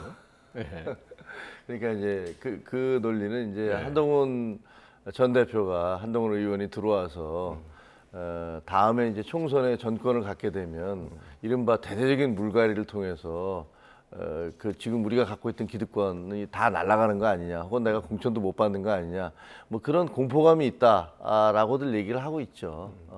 그런 것이 글쎄요. 근데 한동훈 전 대표는 아주 극소수의 사람들, 뭐 이른바 극우라고 얘기하는 사람들을 제외하고는 우리는 다 같이 가야 된다. 우리가 그럴 여력이 없다. 어깨동무하고 가지 않으면 우리가 이길 수 없다. 이런 얘기를 계속 사인을 보내고 있지만 아직까지 이제 일부 다선 의원들을 중심으로는 좀 불안해하는 느낌이 있는 것도 사실이죠. 한때는 껄끄러웠던 이제 정점식 원내대표하고도 지금은 이제 좀 오늘도 어느 장소에서 만나기도 했고 좋은 모습을 이어가려고 하는 한동훈 의원의 모습도 볼 수가 있었습니다. 자, 민주당 얘기하겠습니다. 8월 전당대회를 앞두고 벌써 전초전이 뜨거운데요. 출마가 유력한 당권 주자들은 연일 의미심장한 메시지를 던지고 있습니다. 직접 들어보겠습니다. 나라의 주인이 국민이듯 당의 주인은 당원입니다. 저는 이재명 대통령의 수많은 어록 중에서 정치는 정치인이 하는 것 같지만 결국 국민이 합니다. 라고 하셨던 그 말씀을 참 좋아하고 늘 가슴에 새기며 임해왔습니다. 오늘 우리는 국민 주권 시대에 걸맞는 당원 주권 시대를 활짝 이을 전당대회에 대한 준비를 합니다. 오늘 오전에 있었던 국무회의에서는 전남 광주 통합법 시행령 제정안을 의결했습니다. 정부는 통합특별시의 이러한 위상에 걸맞게 통합 인센티브 방안을 발표했고 조직 자율권, 재정 인센티브 보장 등 통합특별시의 권한 강화를 위해 노력해왔습니다. 정청래 대표, 어제는 이재명 대통령이 월드 클래스다, 그러니까 한껏 띄웠었는데 오늘은 이 대통령의 과거 발언까지 인용을 하면서 당의 주인은 당원이다. 1인 1표제도 이제 또 동시에 또 한 번 이제 강조를 했고요. 어떻게 보십니까? 정 대표 요새 발언이 냉탕, 온탕을 이제 왔다 갔다 하는 것 같아요. 그 보도에 많이 나왔던 얘기입니다만 국민은 영원하고 정권이 짧다. 이거 뭐 누가 봐도 뭐 대통령을 의식하고 대통령을 직격한 단어예요. 일종의 거의 도발에 가깝죠. 그리고 난 다음에 잠깐 소개하신 것처럼 이제 이재명 대통령은 월드 클래스급의 지도자로 자리매김하고 있다. 또 그 전에는가요? 대한민국은 이재명 보유국이다. 이런 얘기했단 말이에요. 이건 굉장히 이제 글쎄 이제 뭐 시참발언 거의 아부성 발언이라고 해도 과언이 아닌 것 같아요. 제가 볼 땐. 근데 지금 오늘 또 저런 얘기를 했잖아요. 이재명 대통령이 정치는 정치인이 하는 것 같지만 사실상 국민이 하는 것이다. 그것도 언론적으로 맞는 얘기예요. 근데 그거나 마찬가지로 당대표가 당을 운영하는 게 아니라 당원이 운영하는 것이다. 거기 이제 약간 대꾸 비슷하게 얘기한 거 아니에요? 그걸 은유적으로 이제 사용했단 말이에요. 그러니까 당의 주인은 당원이다. 그 당원이라는 건 뭐예요? 1인 1표제 당원 주권주의 얘기하는 거 아니에요, 지금. 이거 정청래 대표가 가지고 있는 무기라는 게 1인 1표제예요. 대의원과 권리당원이 같은 표에 가중치를 두는 것. 게다가 이 강성당원도 권리당원이 많은 거. 호남 지역에 공을 많이 들이잖아요. 그래서 김민석 국무총리도 그렇고 정청래 대표도 그렇고 호남 지역이 지금 거의 35%가 그래요. 35% 정도. 권리당원 숫자가. 전체 권리당원 중에. 압도적이죠. 그러니까 서울, 경기, 인천하고 합치면 거의 80%거든요. 수도권과 호남이 이제 결국은 전당대회를 좌우하는 건데 거기 이제 공을 들이면서 역시 권리당원은 그 정청래 대표가 생각할 땐 자신이 결집하면 이길 수 있다고 보는 것 같아요. 이재명 대통령도 이미 여러 번 뭐 사실상 대통령도 정청래 대표를 직격한 발언을 많이 했죠. 이미 기자회견 때 이겼지만 졌다고 이길 수 있는 지역을 졌다. 성공이라 볼 수 없다 이런 말씀을 했고 말이죠. 여러 번 얘기를 했어요. 포용 통합 얘기도 했고 진영 우리가 볼 것은 진영이 아니다 국민이다. 이런 얘기는 그 말은 다 맞는 얘기이긴 하겠습니다만 이 맥락에서 볼 때 당연히 정청래 대표를 의식한 발언이라고 해석하기 충분하거든요. 그런 상황에서 이제 이 정청래 대표 계속 몸을 좀 낮췄다가 또 이제 자신의 어떤 그 생각을 드러내고 이런 과정입니다. 근데 저는 이렇게 생각해요. 이건 하나의 글쎄 하나의 권력 투쟁의 관점에서 볼 수 있는데 지금 임기 초기이고 그래도 이재명 대통령의 지지율이 아직은 좀 높아요. 60% 50% 왔다 갔다 하는데 이건 여권 내에서 이렇게 이게 그냥 단순하게 권력 투쟁으로만 보기에는 너무 빨라요 지금. 임기 말에 저기 대통령 보고 탈당을 요구하는 경우는 많았어요. 과거 김대중, 김영삼 전 대통령도 탈당했었고. 근데 지금 너무 빨리 이렇게 여권 내에서 권력 투쟁의 양상을 비치니까 전 그런 게 아마 뭐 선거 이제 부실도 원인이 있습니다만 그게 아마 정당 지도가 지금 민주당이 떨어진 이유가 아닌가 생각이 들어요. 그래서 이거 좀 자제될 필요가 있고 대통령 순방에서 돌아오면 어떻게든 정리가 빨리 돼야 된다. 여권이 이렇게 자꾸만 권력 갈등 보이면 안 된다. 그런 말씀드립니다. 요즘 그 민주당 의원들의 인터뷰 내용을 보면은 특히 이제 이현주 의원 비당권파죠. 그러니까 이재명 대 정청래 이 구도를 이제 띄우고 있고요. 또 당권파에서는 친명 친청 갈라치기다. 그러면서 이제 선을 긋고 있는데 정 대표의 최근 메시지에 담긴 의미 이건 어떻게 봐야 될까요? 아니 우리 최 교수님이 잘 얘기했지만 그 지나친 겸손은 교만이고 그다음에 또 과도한 칭송은 조롱이라는 생각이 들어요. 근데 아니 뭐 느닷없이 월드 클래스라니 이재명 보유국이라니 이런 얘기를 하면 너무 뜬금이 없잖아요. 더구나 그 바로 전에는 정권은 유한한 겁니다라고 거의 협박성 발언까지 했다가 갑자기 이런 발언을 하면 이게 도대체 누굴 놀리자는 거야? 이런 생각이 당사자가 굉장히 들 수가 있어요. 그럼 월드 클래스 발언을 듣고도 이 대통령 기분 나빴을 수도 기분이 매우 나쁠 것 같아요. 이거 갑작스럽게 무슨 소리야? 이런 얘기가 될 수도 있고 또 사람이요 자기가 한 말로 자기가 공격받을 때 제일 아프거든요. 근데 여기서 뭐라고 그랬냐면 대통령 말을 인용을 해서 정치는 정치인이 하는 것 같지만 결국 국민이 합니다. 이 얘기는 뭐예요? 이거 조금 바꾸면 정치는 대통령이 하는 것 같지만 결국은 당원이 하는 거거든요. 라는 식으로 해석이 될 수 있어요. 그러면서 국민 주권 시대에 걸맞은 당원 주권 시대를 활짝 여는 전당대회를 준비합시다. 그러니까 대통령 개입 없이 우리끼리 가봅시다. 이런 얘기잖아요. 결과적으로 들어보면. 아니 한편에서는 무슨 월드 클래스니 뭐지 이런 얘기를 하다가 그 뒤에 하는 거 보면 이재명 대통령이 했던 얘기를 가지고서 본인을 공격하는 그런 발언을 하고 있는 거기 때문에 맥락 전체를 보면 대단히 불쾌할 수 있는 그런 내용이에요. 저는 아마 대통령이 돌아올 때 귀국할 때 정청래 대표가 공항에 나갈 것이냐 안 나갈 것이냐 이것도 논란이 되겠지만 아마 나갈 거예요. 왜냐하면 안 나가면 너무 갈등이 커지는 걸로 언론이 보도할 테니까 일단의 봉합하는 모습을 보이기 위해서라도 나갈 거라고 보여지는데 청와대가 불러야 나가는 거 아닌가요? 아니 그래도 아마 이번에도 안 부르면 정말 너무나 대놓고 싸우자는 모습이기 때문에 대통령으로서도 좀 협량하다라는 얘기를 들을 수 있어요. 그러니까 아마 약간의 휴전기를 갖는 것처럼 보이겠지만 그러나 대통령이 들어오고 나면 아마 저 양쪽에 그 이른바 친명 친청 간의 싸움은 훨씬 더 격렬하고 치열하게 전개될 것이다라고 예상이 됩니다. 그러시군요. 어쨌든 지금 유럽 순방 마지막 일정으로 이제 조금 전에 이제 프랑스 파리 방문하는 모습 이제 저희가 이제 보내드렸는데요. 18일 귀국길에 과연 어떤 모습이 연출이 될지 그것도 궁금합니다. 자, 이런 가운데 정청래 대표에 이어서 김민석 총리가 그 다음 달 전남 광주 통합특별시 출범을 앞두고 호남을 찾았습니다. 당권 도전을 앞두고 역시 호남 당심 구애다 이렇게 보는 게 맞을까요? 그렇게 봐야죠. 뭐 어차피 이제 김민석 총리는 당권에 도전한다는 거 사실상 선언한 거나 마찬가지 아니에요. 그리고 지금 뭐 이제 총리 내정이 이미 됐고 지금 중기부 장관으로 말이죠. 그래서 호남이 대단히 중요해요. 그리고 뭐 권리당원이 숫자가 많기 때문에 그건 당연한 상식이니까 그렇게 해석할 수밖에 없어요. 지금은 김민석 총리 이미 총리 자리를 내놓은 거나 마찬가지고. 그러니까 이제 호남 가서 이제 그 당원들 결집해야죠. 워낙 권리당원은 이제 정청래 대표가 강하다고 의식을 하는 것 같으니까. 근데 제가 또 말씀드리는 게 저도 김정희 의원 말씀에 일리가 있다고 보는 게 이번에 만약에 이제 귀국길에 귀국 행사인데 거기에 대표가 안 나간다.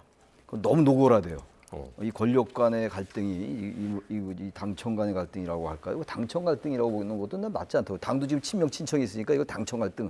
이 표현은 맞지 않은 것 같고 아무튼 이번엔 정 대표가 나갈 겁니다. 아마. 나가서 안 불러도 갈 거라고. 안 불러도 갈 것 같아요. 안 불러도 간다고요? 예, 그럴 것 같아요. 모르죠. 뭐 정청래 대표 성격이 안 부르면 안 갈 수도 있죠. 어차피 내친 거면 까짓 거 한번 해보자. 그럴 수 있어요. 지금 말하는 거 보면 정말 이 수위가 너무 높아요. 당원 주권주의 얘기하고 이러는 건 한번 그거예요. 속된 말로 제가 속된 말을 너무 많이 드리는 것 같아요. 맞짱 뜨지 않는 거예요. 그거 사실 보면은 그렇지 않습니까? 당원이 하는 거다 정치는 그 얘기는 뭐예요? 대통령 당신 웃기지 말라. 그렇게 해석할 수 있다고요. 해석의 영역이긴 합니다. 요새 그런 말 나오대 언론 해석 투쟁이다, 해석 전쟁이다 뭐 이런 표현들 쓰던데 언론에서 말이죠. 좀 그건 맞는 표현 같아요. 지금 어쨌든 그래서 이거 일단 봉합이 될 텐데 이건 봉합될 성격은 아닌 것 같아요. 근데 너무 초기에 발현됐다 권력 투쟁이. 근데 오늘 광주 전남을 찾은 사람이 김민석 총리 한 사람이 아니었습니다. 오늘 그 송영길 의원도 전남 광주 시의원 워크숍에 참석을 했는데 이렇게 사진 보시는 것처럼 두 사람이 이제 나란히 참석을 했단 말이죠. 역시 그 호남 당신 놓고 본격적인 선점 경쟁이 아니냐 이런 해석입니다. 송영길 전 대표는 뭐 주변에 뭐 만났다는 사람의 얘기를 들으면 김민석보다는 내가 더 정당성이 있는 거 아니야? 내가 더 표를 더 얻을 수 있는 거 아니야? 이런 얘기를 한대요. 그런 걸 보면 이제 송영길 전 대표도 나도 주자다. 그리고 나도 출마할 생각이 있다라는 것들을 강력하게 갖고 있는 것 같아요. 그런데 또 한편으로는 그래도 이렇게 나 민석이하고는 싸우고 싶지 않아. 이런 얘기도 또 동시에 한다고 하더라고요. 그러니까 아마 어느 정도의 선에서 이게 타협이 이루어질지 그게 좀 궁금해요. 저는 그런 생각이 들어요. 이 대통령제라는 우리나라가 대통령제 아닙니까? 특히 임기 초기이고 대통령의 지금 이 지지율이 안정적이에요. 어쨌든 간에. 그런데 당대표가 이건 사실 지방선거는 지금 민주당 내에서 해석이 차이가 많이 있잖아요. 승패에 대해서. 근데 누군가 책임져야 될 거 아니에요. 대통령이 책임질 수 없는 거 아니에요? 대통령이 책임진다는 건 물러나는 건 불가능한 얘기 아닙니까? 그건 당대표가 책임질 수밖에 없어요. 이게 왜냐하면 정치 논리예요. 아마 정 대표는 억울한 점 많이 있을 겁니다. 아마. 근데 그럼에도 불구하고 서울시장 졌죠. 그다음에 한동훈 후보가 이겼죠. 대구시장도 김부겸 후보 졌잖아요. 그런데 뭐 거기에 대한 불만이 또 있을 수 있죠. 정 대표로서는. 내가 못해서 그런 건가? 그게 아니잖아. 뭐 이런 얘기 할 수 있지만 어떻게 하겠어요? 본인이 물러나야지. 제가 볼 때는 그래서 정리가 그렇게 가닥이 잡힐 것 같아요. 모르겠습니다만. 자, 마지막으로 유시민 전 이사장 이야기를 짧게 좀 하고 해야 될 것 같은데 유시민 전 이사장이 노무현 재단에서 해촉을 이제 본인이 요청을 했고 이제 해촉이 됐습니다. 요 사안을 놓고 오늘까지 이제 계속 논란이 이어지고 있는데 최민희 의원이 누구 좋으라고 떠나시느냐라고 이야기를 했고요. 노건호 씨죠. 그 노무현 전 대통령의 장남. 재단은 유가족이 아닌 시민의 것이다라고 이야기를 했습니다. 논란이 계속 번지고 있어요. 네, 그렇죠. 근데 유시민 씨 작가 같은 경우는 아마 떠난 다음에 저 떠나는 게 내가 본격적으로 내 얘기를 하겠다라는 일종의 참전 선언이 아닌가 그런 생각이 들어요.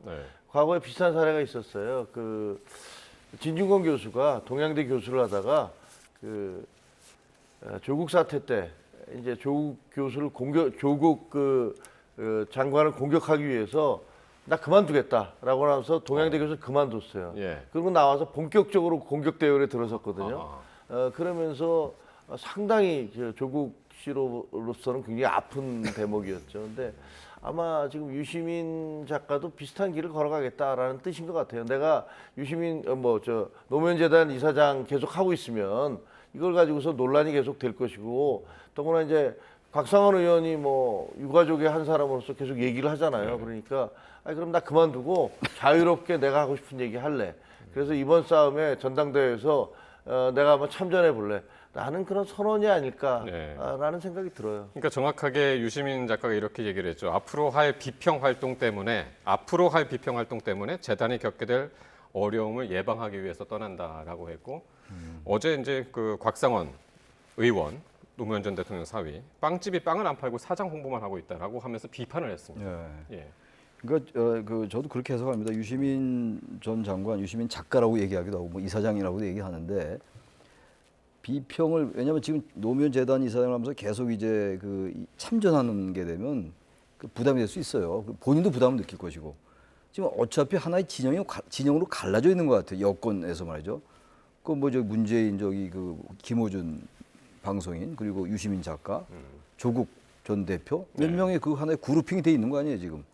그 그룹이 하나 있고 여기 유이재명이 있어요. 그건 절대 부인할 수 없습니다. 단지 이제 그 국민의힘이나 이쪽에서 과도하게 명청대전이라고 프레임하는 건 있어요. 제가 봤을 때 있는데 그런 어쨌든 간에 권력 현상이 존재하고 있거든요. 그러니까 전 본격적으로 유시민 작가가 뛰어들려 하는 게 아닌가 제가 말씀드린 그 편에 말이죠. 정청희 대표를 돕기 위해서 어차피 이제 서서히 이 권력 투쟁의 막은 올라가고 있어요. 근데 이게 단지 이제 과도의 갈등을 미치냐를 관리해야 되겠죠. 근데 어쨌든 결론적으로 유시민 작가는 아마 저는 그쪽에 완전히 본격적으로 참전하기 위해서 그만두려 하는 게 아닌가라는 느낌이 들어요. 저도.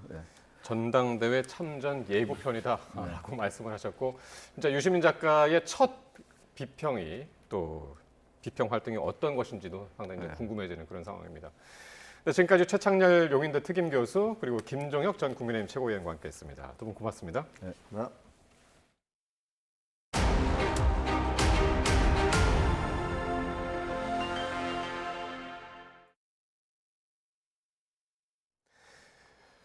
네, 이 월드컵 중계권을 비롯해서 공격적인 투자를 이어오던 JTBC가 창사 이래 최대 위기를 맞았습니다.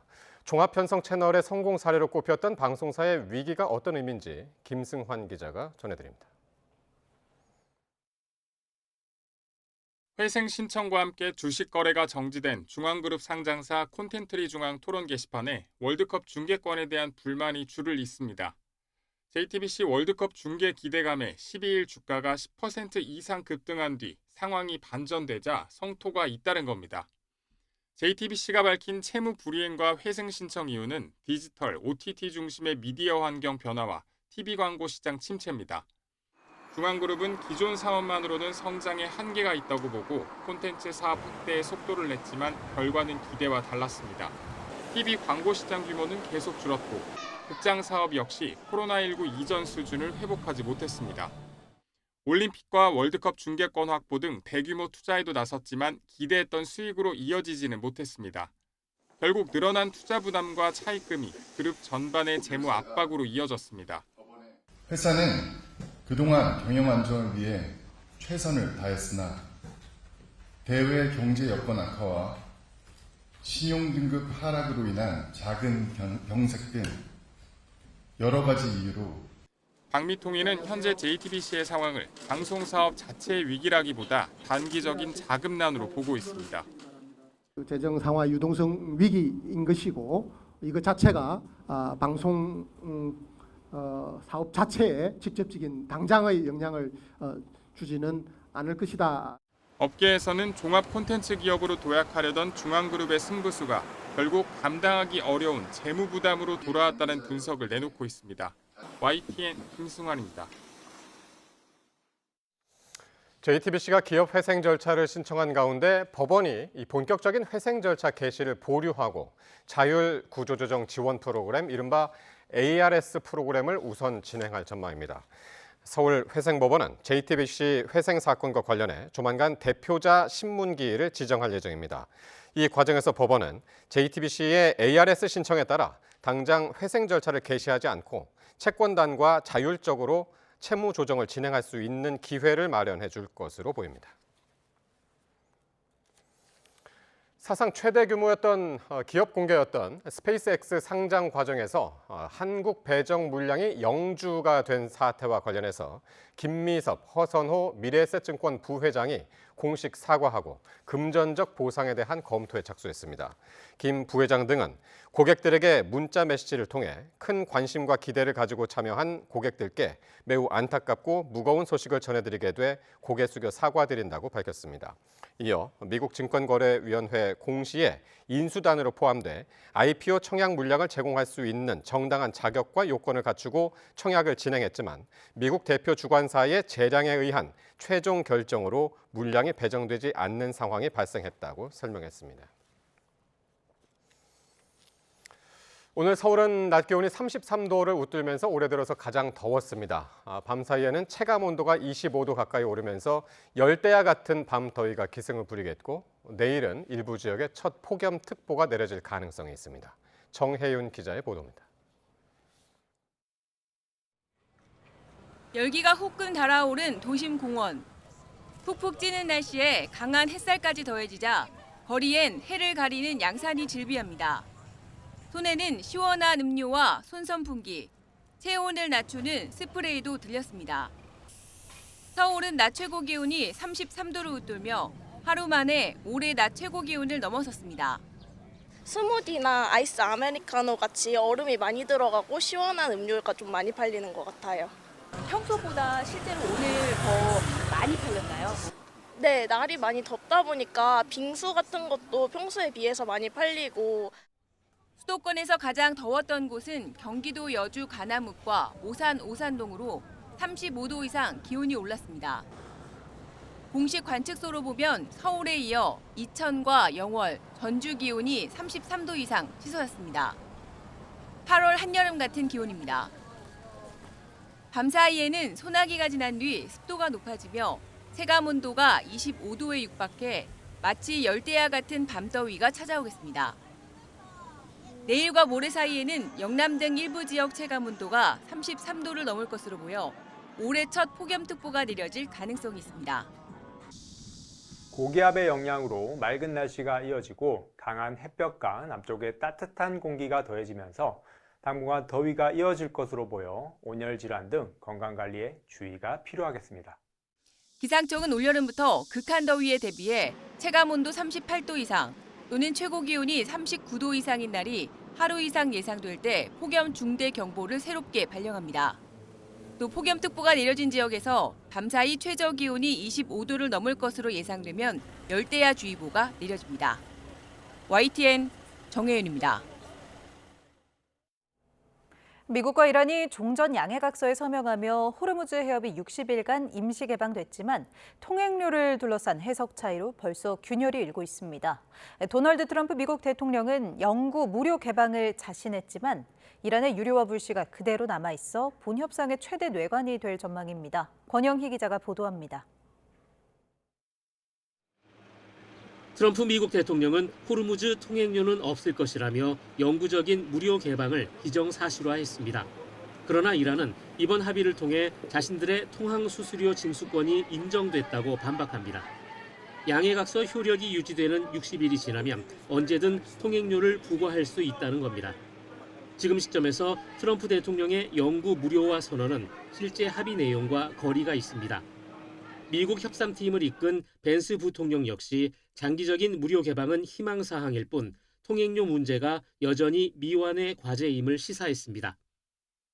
Again, we got to verify here, George. This is not going to be a short-term solution. This is going to require a lot of engagement and diplomacy. 결국 영구 무료 개방 조건은 고스란히 본협상 테이블로 넘겨졌습니다. 다만 이란이 60일 이후 실제로 요금 징수를 강행하기는 어려울 전망입니다. 유엔 해양법 협약에 따르면 호르무즈 같은 자연 해협은 통과 선박에 요금을 강제할 수 없습니다. 이 때문에 이란도 통행료 대신 해상 서비스 수수료라는 우회 논리를 펴니다. ما به ازای خدماتی که ارائه خواهیم کرد، خدمات ناوبری، حفاظت از محیط زیست، احیانا بیمه کشتی‌ها و سایر خدماتی که از سوی ایران و عمان ارائه خواهد شد. 하지만 해협을 공유하는 오만이 분명한 반대 입장을 밝히고 있어 이란 단독으로 제도를 운영하기는 현실적으로 불가능합니다.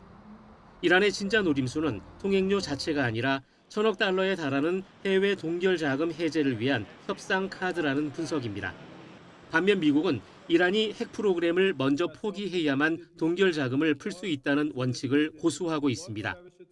60일 동안 진행될 본 협상에서 호르무즈 해협 개방 조건과 동결 자금 해제 여부를 놓고 양국의 치열한 조건 교환이 본격화될 것으로 보입니다. YTN 권영입니다. 이란 외무부는 오는 19일 스위스에서 미국과 종전 양해각서에 서명한 뒤 곧바로 핵 협상이 시작된다고 밝혔습니다. 이란 국영 IRIB 방송은 현지 시간 16일 마지드 타흐트 라반치 외무차관이 기자간담회에서 전쟁은 종식됐고 그 어떤 전선에서도 더는 전쟁이 없을 것이라며 이렇게 말했다고 전했습니다. 라반치 차관은 서명식 후에는 핵 문제에 관한 회담이 이어질 예정이라면서 우라늄 농축과 농축 우라늄 비축량, 이란의 원자력 수요 등 의제가 포함된다고 설명했습니다. 미국에서 망명 중인 이란 팔레비 왕조의 마지막 왕세자 레자 팔레비가 미국과 이란의 종전 합의를 강하게 비판하며 이란 정권과의 어떤 협상도 실패할 것이라고 주장했습니다. 팔레비는 영국 더 타임스와의 인터뷰에서 이란 정권은 신뢰할 수 없다며 계속해서 세계를 협박하고 무고한 이란인들을 억압하며 중동 지역과 국제사회에 테러와 불안을 확산시킬 것이라고 말했습니다. 미국과 이란의 종전 합의를 계기로 일본 정부가 호르무즈 해협의 항행 안전 확보에 기여할 수 있는 방안을 놓고 고심하고 있습니다. 요미우리, 마이니치 신문 등 현지 언론에 따르면 일본이 항행 안전 확보 등을 위한 국제사회 공조에 동참해야 한다는 안팎의 요구가 커지면서 해상자위대 귀뢰 제거 활동이 거론되고 있습니다. 그러나 평화헌법상 제약과 휴전의 불확실성 탓에 일본 정부 내에서는 신중론도 강하게 제기되고 있습니다. 해외여행을 주저하게 했던 국제선 유류 할증료가 2달 연속 떨어졌습니다. 전쟁 이전으로 돌아가기까지는 수개월 더 걸리겠지만 여름 성수기 수요 회복 기대감과 유가 하락에 따른 부담 완화로 항공업계는 일단 숨통이 트였다는 반응입니다. 보도에 차유정 기자입니다. 전쟁 여파로 한때 가장 높은 수준인 33단계까지 치솟았던 국제선 항공권 유류 할증료 구간이 7월 발권부부터는 19단계가 적용됩니다. 이번 달 27단계보다는 8계단이 내려갔습니다. 그간 종전 분위기가 이어지면서 유류 할증료 기준이 되는 항공유 값이 서서히 떨어졌기 때문으로 싱가포르 항공유 평균값은 이번 달 적용 기준보다 약 17%, 5월 적용 기준보다는 34%가 하락했습니다. 이에 따라 대한항공 기준 최소 61,500원에서 최대 451,500원이었던 할증료는 46,400원에서 344,000원으로 내려갑니다. 최장거리인 뉴욕 왕복 기준을 보면 가장 비쌌을 때 유류 할증료가 112만 원이 넘었지만 다음 달부터는 44만 원이 저렴해집니다. 아시아나항공 역시 편도 최저 68,000원이 48,500원으로 최고 구간은 38만 2,800원에서 27만 5,800원으로 내려갑니다. 국제유가 하락과 유류 할증료 인하 소식은 비상경영과 무급휴직, 노선 감축으로 버텨온 항공사에는 단비 같은 소식입니다. 항공권 가격이 저렴해져 국제선 수요 회복 기대감이 커졌기 때문. 종전 합의에 따른 유가와 환율의 동반 하락은 고유가와 달러 결제로 비용 부담이 컸던 항공업계를 안도하게 하고 있습니다. 봉전 합의에 따라 고유가 기조가 다소 안정화될 것으로 기대하고 있고 여행 수요 또한 점진적으로 회복될 것으로 예상하고 있습니다. 물론 유류 할증료가 여전히 전쟁 영향전인 3월과 비교하면 3배 가까이 비싸고 원달러 환율이 1,500원대 고공행진을 이어가는 점은 불안 요인입니다. 전쟁 여파로 시추시설과 인프라가 훼손되면서 원유 공급이 완전히 정상화되기까지는 시간이 걸릴 거란 분석이 나오는 가운데 항공업계는 중동 정세와 국제 유가, 환율 변동성 흐름을 신중하게 지켜볼 예정입니다. YTN 차유정입니다. 코스피가 2%대 상승세로 거래를 마쳤습니다. 일본이 30여 년 만에 최고 높은 수준으로 기준금리를 인상했지만 외국인은 매수를 이어가며 지수 상승을 이끌었습니다. 윤태인 기자가 보도합니다. 1.76% 오른 8,696으로 거래를 시작한 코스피는 개장 이후 상승폭을 줄여 한때 하락세로 전환했습니다. 이후 코스피는 다시 상승세로 돌아서며 오름폭을 키웠고 2.1% 오른 8,726의 거래를 마치며 4거래일 연속으로 상승 마감했습니다. 이런 상승세의 코스피 대장주인 삼성전자와 SK하이닉스도 각각 1.78%와 4.11% 오른 34만 3천 원과 238만 2천 원을 기록했습니다. 개인은 순매도하며 차익을 실현한 반면 기관은 순매수에 나서며 지수 상승을 이끌었습니다. 일본은행이 31년 만에 가장 높은 수준인 1%로 기준금리를 인상했다는 소식에도 외국인 또한 전거래일보다 매수 규모를 키우며 3거래일 연속 순매수로 코스피 상승을 견인했습니다. 지난 2024년 일본 금리 인상 당시 엔화를 빌려 해외 자산에 투자하는 엔캐리 트레이드가 청산될 것이라는 우려에 코스피와 코스닥의 서킷 브레이커가 발동하는 등 폭락을 맞았지만 이번 일본의 기준금리 인상은 이미 예상되는 일이었고 추가 금리 인상 속도도 빠르지 않을 것으로 보여 우리 증시에 미치는 영향은 제한적이라는 분석이 나옵니다. 다만 18일 새벽에 나오는 미국 연방공개시장위원회의 통화정책 방향이 우리 증시에 악재로 작용할 수 있다는 전망이 나옵니다. 지금은 그렇습니다. 지금은 엔캐리 트레이드 청산에 대해서 또는 급격한 자본 유출에 대해서 크게 걱정할 때는 지금 당장은 아닌 것 같고요. 지금 시장에서는 미 연준이 기준금리를 동결할 걸로 본단 말이에요. 이러한 상황에서 그 연준이 매파적인 발언을 하게 되면 이건 충격이 있을 수 있죠. 코스닥은 상승세로 출발했지만 하락세로 전환해 1.48% 내린 1018로 마감했습니다. 2.5원 오른 1513.6원으로 출발한 원달러 환율은 1511원 선에서 주간 거래를 마쳤습니다. YTN 윤태인입니다. 유럽을 순방 중인 이재명 대통령이 프랑스 에비앙에서 열린 주요 7개국 G7 정상회의에 참석했습니다. 2년 연속 초청국 정상 자격으로 오른 G7 무대에서 국제개발협력 해법 등을 논의할 예정인데요. 대통령 순방에 동행 중인 취재기자 연결합니다. 강진원 기자. 네, 정상회의장 인근 스위스 제네바입니다. 예. 그러니까 지금 주요국 정상들이 모인 에비앙이 경비가 삼엄해서 지금 인근 제네바에 프레스센터가 꾸려졌다고 듣고 있습니다. 자, 강진원 기자, 먼저 이 대통령의 G7 일정부터 정리해 주실까요? 네, 우리 시각으로 오늘 저녁 이재명 대통령이 유럽 순방 마지막 목적지인 프랑스 에비앙의 G7 정상회의장에 도착했습니다. 다른 나라 정상들과 기념 촬영을 시작으로 공식 일정에 들어갔습니다. 첫날인 오늘은 새로운 파트너십 구축과 국제 연대 재건을 주제로 열린 확대 회의 세션에 참석해 국제 개발 협력 강화를 위한 해법을 논의합니다. 이 대통령은 수원국, 즉 원조를 받는 나라의 개발 수요는 여전한데 공여국의 공적 재원은 여기에 미치지 못하는 현실을 지적할 것으로 보입니다. 이런 점을 고려해 G7 등 공여국과 수원국이 새로운 파트너십을 모색해야 한다는 걸 강조할 예정입니다. 특히 수원국들이 공적 재원으로 민간 투자를 촉진해 경제적 자립에 나서야 한다는 점을 언급하면서 우리 정부의 지원 노력을 소개할 것으로 보입니다. 이 대통령은 이와 함께 각국의 기술 격차가 다시 경제적 격차로 이어지지 않게 글로벌 AI 기본사회 구축 등 AI 관련 비전도 공유할 계획입니다. 여러 정상이 모인 다자회의 외 주요국 정상과의 양자회담도 주목되죠. 네, 그렇습니다. 이번 회의에는 미국 등 주요 7개국과 EU까지 8개 회원국 정상과 2년 연속 초대된 우리나라를 포함해 5개 초청국 정상이 참석했습니다. 다자 회의가 열리지 않는 시간에는 통상 나라별로 양자회담을 진행하는데요. 우리 정부도 각국과 일정을 조율하고는 있는데 가장 큰 관심은 이번 G7 회의에 참석한 트럼프 미국 대통령과 한미 정상회담 성사 여부입니다. 안보와 통상 등 두 나라 사이의 현안이 적지 않기 때문입니다. 이 대통령은 조금 전 G7 정상회의 환영 행사에서 트럼프 대통령과 대면해서 이야기를 나누는 장면이 화면에 포착되기도 했는데요. 청와대 고위 관계자는 다만 이 대통령과 트럼프 대통령의 회담 가능성에 대해 아직 구체성이 있는 단계는 아니라고 설명했습니다. 최대 60조 원 규모의 캐나다 차세대 잠수함 사업 수주전에서 한국과 독일 기업이 막판 경쟁을 벌이는 만큼 이 대통령과 마크 카니 캐나다 총리의 양자회담 여부에도 관심이 쏠리고 있습니다. 지금까지 제네바에서 YTN 강진원입니다. 유럽을 순방 중인 이재명 대통령은 내년에 서울에서 열리는 가톨릭 최대 행사인 세계 청년대회와 관련해 대화와 만남이 한반도 평화를 향한 필수적인 길이라고 언급했습니다. 이 대통령은 현지 시각 16일 공개된 교황청 산하 피데스 통신과 서면 인터뷰에서 사람들이 만나 서로 이야기에 귀 기울이고 같은 인간임을 인식할 때 평화는 시작된다며 이같이 말했습니다.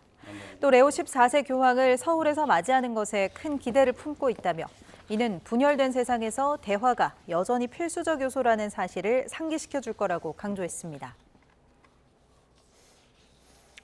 대한체육회 관계자들이 국민의힘 중재로 지방선거 개표소로 쓰인 올림픽공원 핸드볼 경기장에 진입하기로 시위대와 합의했지만 일부 시위 참가자의 반대로 결국 무산됐습니다.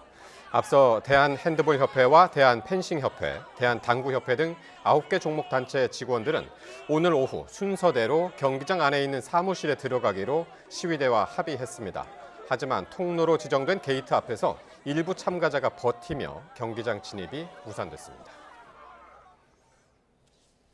서울 송파경찰서는 잠실 개표소 시위 참가자 2명을 돌로 폭행한 혐의로 40대 남성 A씨를 붙잡아 조사하고 있습니다. A씨는 오늘 오후 4시쯤 개표소 봉쇄 시위가 진행되고 있는 서울 송파구 올림픽공원 핸드볼 경기장 인근에서 20대 남성과 60대 여성 시위 참가자를 돌로 폭행한 혐의를 받고 있습니다. 6.3 지방선거 투표용지 부족 사태를 수사하는 검경합동수사본부가 잠실 7동 투표관리원을 참고인 신분으로 불렀습니다.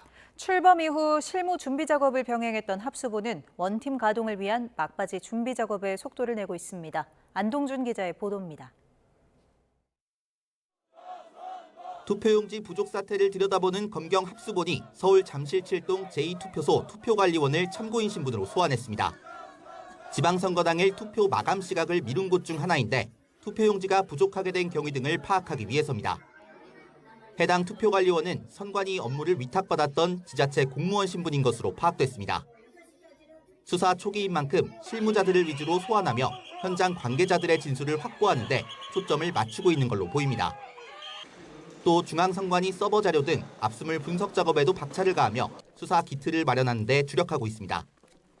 사무실 구성 등 실무 준비 작업도 마무리 단계에 접어들었습니다. 경찰 파견 인력 15명 가운데 절반은 합수본이 있는 서울중앙지검에 출근하기 시작했고 경찰에 있던 사건 기록도 이송받았습니다. 합수본은 사건 이첩과 내부망 구축 등 실무 준비 절차를 마무리하고 내일부터는 검찰과 경찰 파견 인력을 합친 27명 규모 합수본 가동을 본격화한다는 계획입니다. 합수본은 투표용지 부족 사태와 당일 선관위의 늑장 대응 관련 경위를 파악한 뒤 중앙선관위 등 윗선 피의자에 대한 소환을 검토할 전망입니다. YTN 안동준입니다. 이번 투표용지 부족 사태는 선관위가 최소 인수의 기준을 유권자 대비 60%에서 50%로 축소한 결정이 가장 큰 영향을 미쳤습니다. 외부 기관과 선관위 자체 연구 모두 투표용지 관리의 어려움과 비용 절감 등을 이유로 인쇄 축소를 주장했는데 정작 이렇게 용지 부족 사태에 대한 고려는 없었습니다. 양동훈 기자입니다. 한국행정연구원이 지난 2022년 중앙선거관리위원회에 제출한 선거사무 개선 방안 관련 보고서입니다. 수도권 밖에서 투표용지 인쇄업체 섭외가 어렵고 용지 검수 업무가 많다. 보관 장소가 부족해 보안 문제가 발생할 가능성이 있다는 등의 관리 업무 어려움에 대한 내용이 담겼습니다. 그런데 이 연구의 결론은 업무 효율화나 인력 충원, 장소 확보 등이 아니라 투표용지 인쇄 축소가 필요하다는 거였습니다. 선관위 자체 TF도 지난해 이와 관련한 보고서를 내놨는데 지방선거 투표용지 최소 인쇄 기준을 유권자 대비 60%에서 50%로 낮춰야 한다는 개선 방안이 담겼습니다. 지방선거 기준 서울의 경우 비용이 1억 7천만 원 넘게 절감된다는 이유 때문입니다. 두 보고서 어디에도 용지 부족 우려에 대한 검토 내용은 없었고 최소 인쇄 기준이 바뀐 뒤 치러진 첫 선거에서 용지 부족 사태가 터진 겁니다. 이런 가운데 중앙선거관리위원회 진상규명위는 추가 자료 확보와 분석에 집중하고 있습니다. 특히 투표소 상황을 시간대별로 기록해둔 투표록 분석에 힘을 쏟고 있습니다. 투표록은 사실상 현장이 거의 다 기록돼 있다고 보면 돼요. 그 자리에 없던 사람이 실시간으로 본 거나 마찬가지로 뭐가 다 적혀있기 때문에 보려고 하고. 다만 시위대가 봉쇄한 올림픽공원 개표소에 있는 송파구 투표소 11곳의 투표록은 확보하지 못해 조사에 어려움을 겪고 있습니다. 또 투표용지 축소 인쇄와 선거 당일 대처의 적절성을 확인하기 위해 노태학 전 중앙선관위원장과 허철훈 전 사무총장 등에게 서면 질의서도 받아 분석할 방침입니다.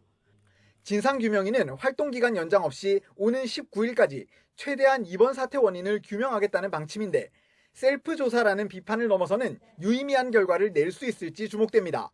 YTN 양동훈입니다. 국민의힘 미디어특별위원회와 미디어법률단은 중앙선거관리위원회 직원들이 몰디브 등의 외유성 출장을 갔다는 의혹과 관련해 업무상 횡령 혐의로 고발하겠다고 강조했습니다. 당은 공지를 통해 선관위 관계자들이 재외선거 점검과 선거제도 연구 등을 명목으로 본래 목적과 무관하게 몰디브와 코타키나발루, 방콕 등 네로라 하는 휴양지를 방문하는 데 혈세를 쓴 것으로 의심된다고 밝혔습니다. 일부 출장은 업무 명목 일정은 반나절 만에 끝내고 나머지는 일정표도 비워뒀다면서 선관위가 정화 능력을 상실한 만큼 이제는 수사기관에서 책임 소재를 가려야 한다고 강조했습니다. 선거 소청을 선언한 국민의힘에선 이 재선거가 최대 뇌관으로 떠올랐습니다. 전국 재선거를 언급한 장동혁 대표를 향해 원내 반발이 잇따르고 있는데 이 정점식 원내대표가 제동을 걸었습니다. 박정현 기자입니다. 잠실 개표소 시위 12일째 경찰의 강제 진입 시도 속보가 날아들자 장동혁 대표는 다시 올림픽공원으로 향했습니다. 부정선거 재선거를 외치는 인파와 함께 가부좌를 틀고 자리를 지켰습니다. 우선 해야 될 것은 강제 해산이 아니라 재선거와 특검을 요구하는 시민들의 목소리에 답하는 것입니다. 장 대표는 선거 소청 목적은 결국 전국 재선거라는 점을 거듭 분명히 했습니다. 오세훈 흠집내기라는 지적에는 정치적 유불리가 아닌 원칙의 문제라고 했고 자신에 대한 사퇴 요구는 공천권을 둘러싼 일종의 원래 행사라고 일축했습니다. 어려울 때 허수아비 세웠다가 자기들 기득권 챙길 때는 지도부 내쫓고 공천권 줄 사람 세우기 위해서 늘 밥그릇 싸움하는 정당인가라고 우리. 하지만 정점식 원내대표를 중심으로 한 당내 대다수는 장동혁 대표의 재선거 주장에 거리를 두고 있습니다. 소청은 투표함 증거 보전 등 추가 조치를 위해 필요한 법적 절차일 뿐 재선거는 불가능에 가깝다는 겁니다. 신속한 증거 보전 및 참정권 훼손 행위가 선거 결과에 미친 영향을 면밀히 살펴보는 것이 공정선거의 원칙에 부합한다는 믿음 아래 당내에선 장 대표가 재선거 구호를 본인 자리 보전에 이용한다. 소청 문제를 논의할 의원총회를 열자 종일 반발이 잇따랐습니다. 당사자격인 오세훈 서울시장도 등판해 소모적인 재선거 주장 때문에 참정권 침해라는 본질이 가려지고 있다고 비판했습니다. 순수한 의도는 아니라는 짐작을 하고 계실 겁니다. 지금 당내에 흔들리는 리더십, 당내의 빈약한 입지를 의식한 다분히 정략적인 이용이다. 개혁신당 이준석 대표도 다 무효니까 다시 하자는 무책임한 선동 대신 선별적 재선거가 답이라고 강조했습니다.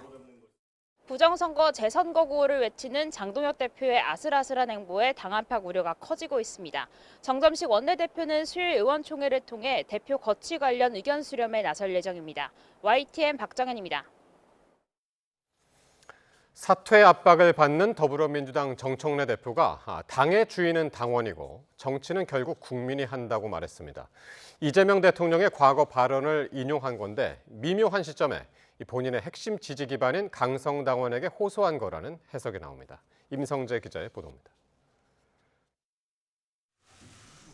8.17 전당대회 준비를 위해 열린 당 중앙위원회, 민주당 정청래 대표는 또 당원 주권주의를 전면에 내세웠습니다. 정치는 정치인이 하는 것 같지만 결국 국민이 한다는 이재명 대통령 어록을 빗대 마찬가지로 당의 주인은 당원이라고 힘주어 말했습니다. 말씀을 참 좋아하고 늘 가슴에 새기며 임해왔습니다. 당 운영도 당대표가 하는 것 같지만 결국 당원이 합니다. 정 대표는 국민 주권정부가 탄생할 때까지 김대중 노무현, 문재인의 역사가 있었다는 의미심장한 말도 SNS에 남겼습니다. 자신의 지지 기반인 전통적 지지층에 호소한 건데 연임 뜻을 사실상 굳혔다는 해석이 나왔습니다. 하지만 당권파는 친명, 친청 대결 구도는 전형적인 갈라치기라며 당분간 거취 표명은 없을 거라고 설명했습니다. 순방 기간에 여당 대표가 본인 거취에 대한 얘기를 공개적으로 할까? 전 그러지 않을 걸 보고 있습니다. 반면 비당권파들은 대통령을 보호하려면 누구를 배제해야 하는지 명확해지고 있다며 이재명 대 정청래 구도를 띄웠습니다. 정권은 짧다는 발언도 거듭 소환했습니다. 야당 대표가요, 정권, 그것도 상당한 어떤 정권 말기의 독재자한테나 하는, 할 수 있는 그런 얘기죠. 당대표가 로망이라던 김민석 총리도 사실상 당권 행보에 한창입니다. 전남 광주 통합시 출범 준비를 점검한다는 이유로 2박 3일 호남을 찾는 건데 동시에 담담한 말로 정청래 지도부의 견제구도 날렸습니다. 승리라고 하기 어려운 그런 결과가 나왔기 때문에 그 부분에 대한 성찰 속에서 평가가 이루어질 거라고 생각합니다. 유럽 순방 중에 1,500자 넘는 글로 여당의 책임을 강조한 대통령 메시지와 맞물려 여권 내 긴장감은 나날이 고조되고 있습니다. YTN 임성재입니다. 지난달 통제 기간이 끝나고 본격적인 등산철을 맞은 설악산 일대에서 최근 산악사고가 잇따르고 있습니다. 내 외국인을 가리지 않고 사고가 이어지는 데다 사망자까지 발생하면서 각종 특수구조대가 출동하고 있습니다. 지환 기자가 보도합니다. 119 특수대응단 헬기가 구조용 호이스트를 내립니다. 잠시 뒤 네덜란드 국적 20대 여성이 무사히 헬기로 올라옵니다.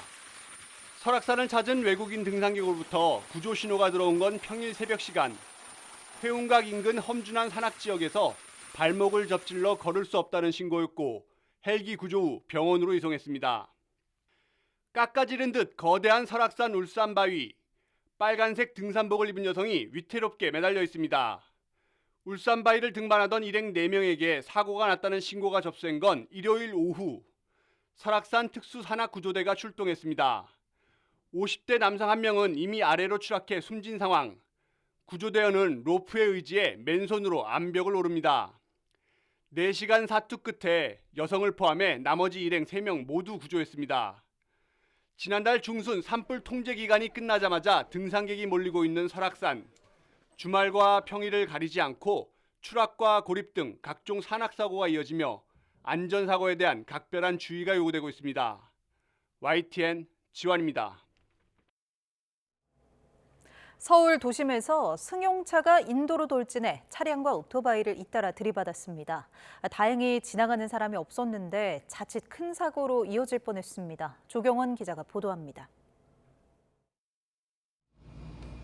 회색 승용차가 브레이크를 여러 차례 밟으며 유턴합니다. 빠른 속도로 200m가량을 내달리더니 경계석을 타고 인도로 올라가 주차된 차량 2대를 잇따라 들이받습니다.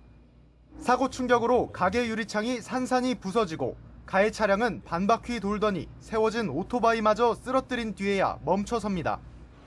서울 방이동에서 30대 여성이 몰던 승용차가 인도로 돌진하면서 아수라장이 됐습니다. 목격자는 운전자가 차량 밖으로 빠져나와 차도에 쓰러졌고 한동안 몸을 제대로 가누지 못한 채 횡설수설했다고 당시 상황을 전했습니다. 일어나세요. 앉아.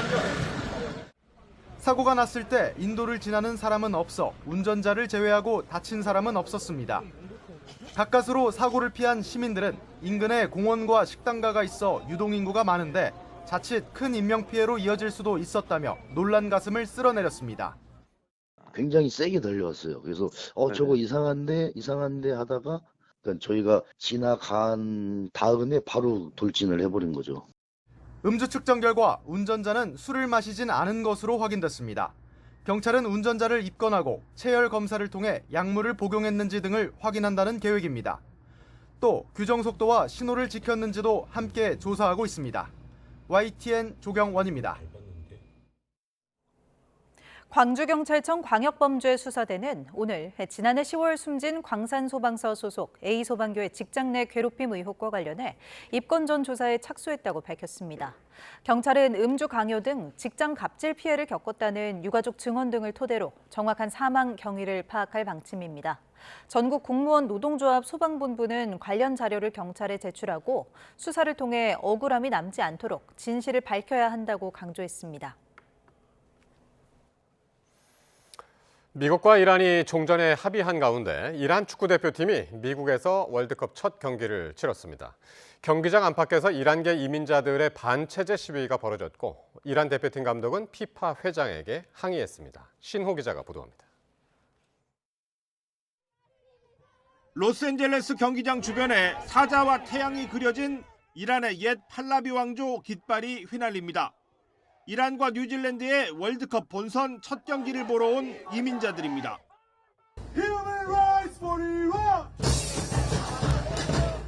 이란의 현 정부가 많은 국민을 살해한 테러 정권이라면서 국기를 훼손하는 모습도 보였습니다. And this flag, the lion and sun flag, is the true flag of the Iranian people, and that's why we're here to protest today. 트럼프의 마가 표현을 흉내낸 미가, 이란을 다시 위대하게라는 구호가 새겨진 피켓도 등장했습니다.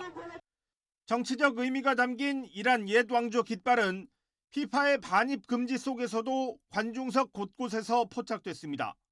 옷을 만들어 입고 온 사람도 있고 미국 성족이나 이스라엘 국기와 합성한 깃발까지 등장했습니다. 이란계 이민자들 사이에서는 정치적 성향에 따라 이란 대표팀에 대한 야유와 응원이 엇갈렸습니다. It sucks, but at the same time, this is what it is. We can't change that. But the guys are ready. They're ready. They're gonna come and play. 이란 대표팀 감독은 경기 직후 라커룸에 찾아온 피파 회장에게 차별적 대우를 항의했습니다. این خاطر ما شاید مظلوم‌ترین تیم تاریخ جام جهانی بودیم ولی بازیکن‌هامون ستایش می‌کنم امروز با قلبشون بازی کردن. 기자회견이 끝나고 이란 대표팀은 멕시코 티후아나에 있는 베이스 캠프로 돌아갔습니다. 다른 팀들과 달리 경기 전날부터 1박 2일씩만 미국에 체류할 수 있어서 오는 20일 다시 비행기를 타고 LA로 돌아와서 경기를 준비하게 됩니다. YTN 신호입니다.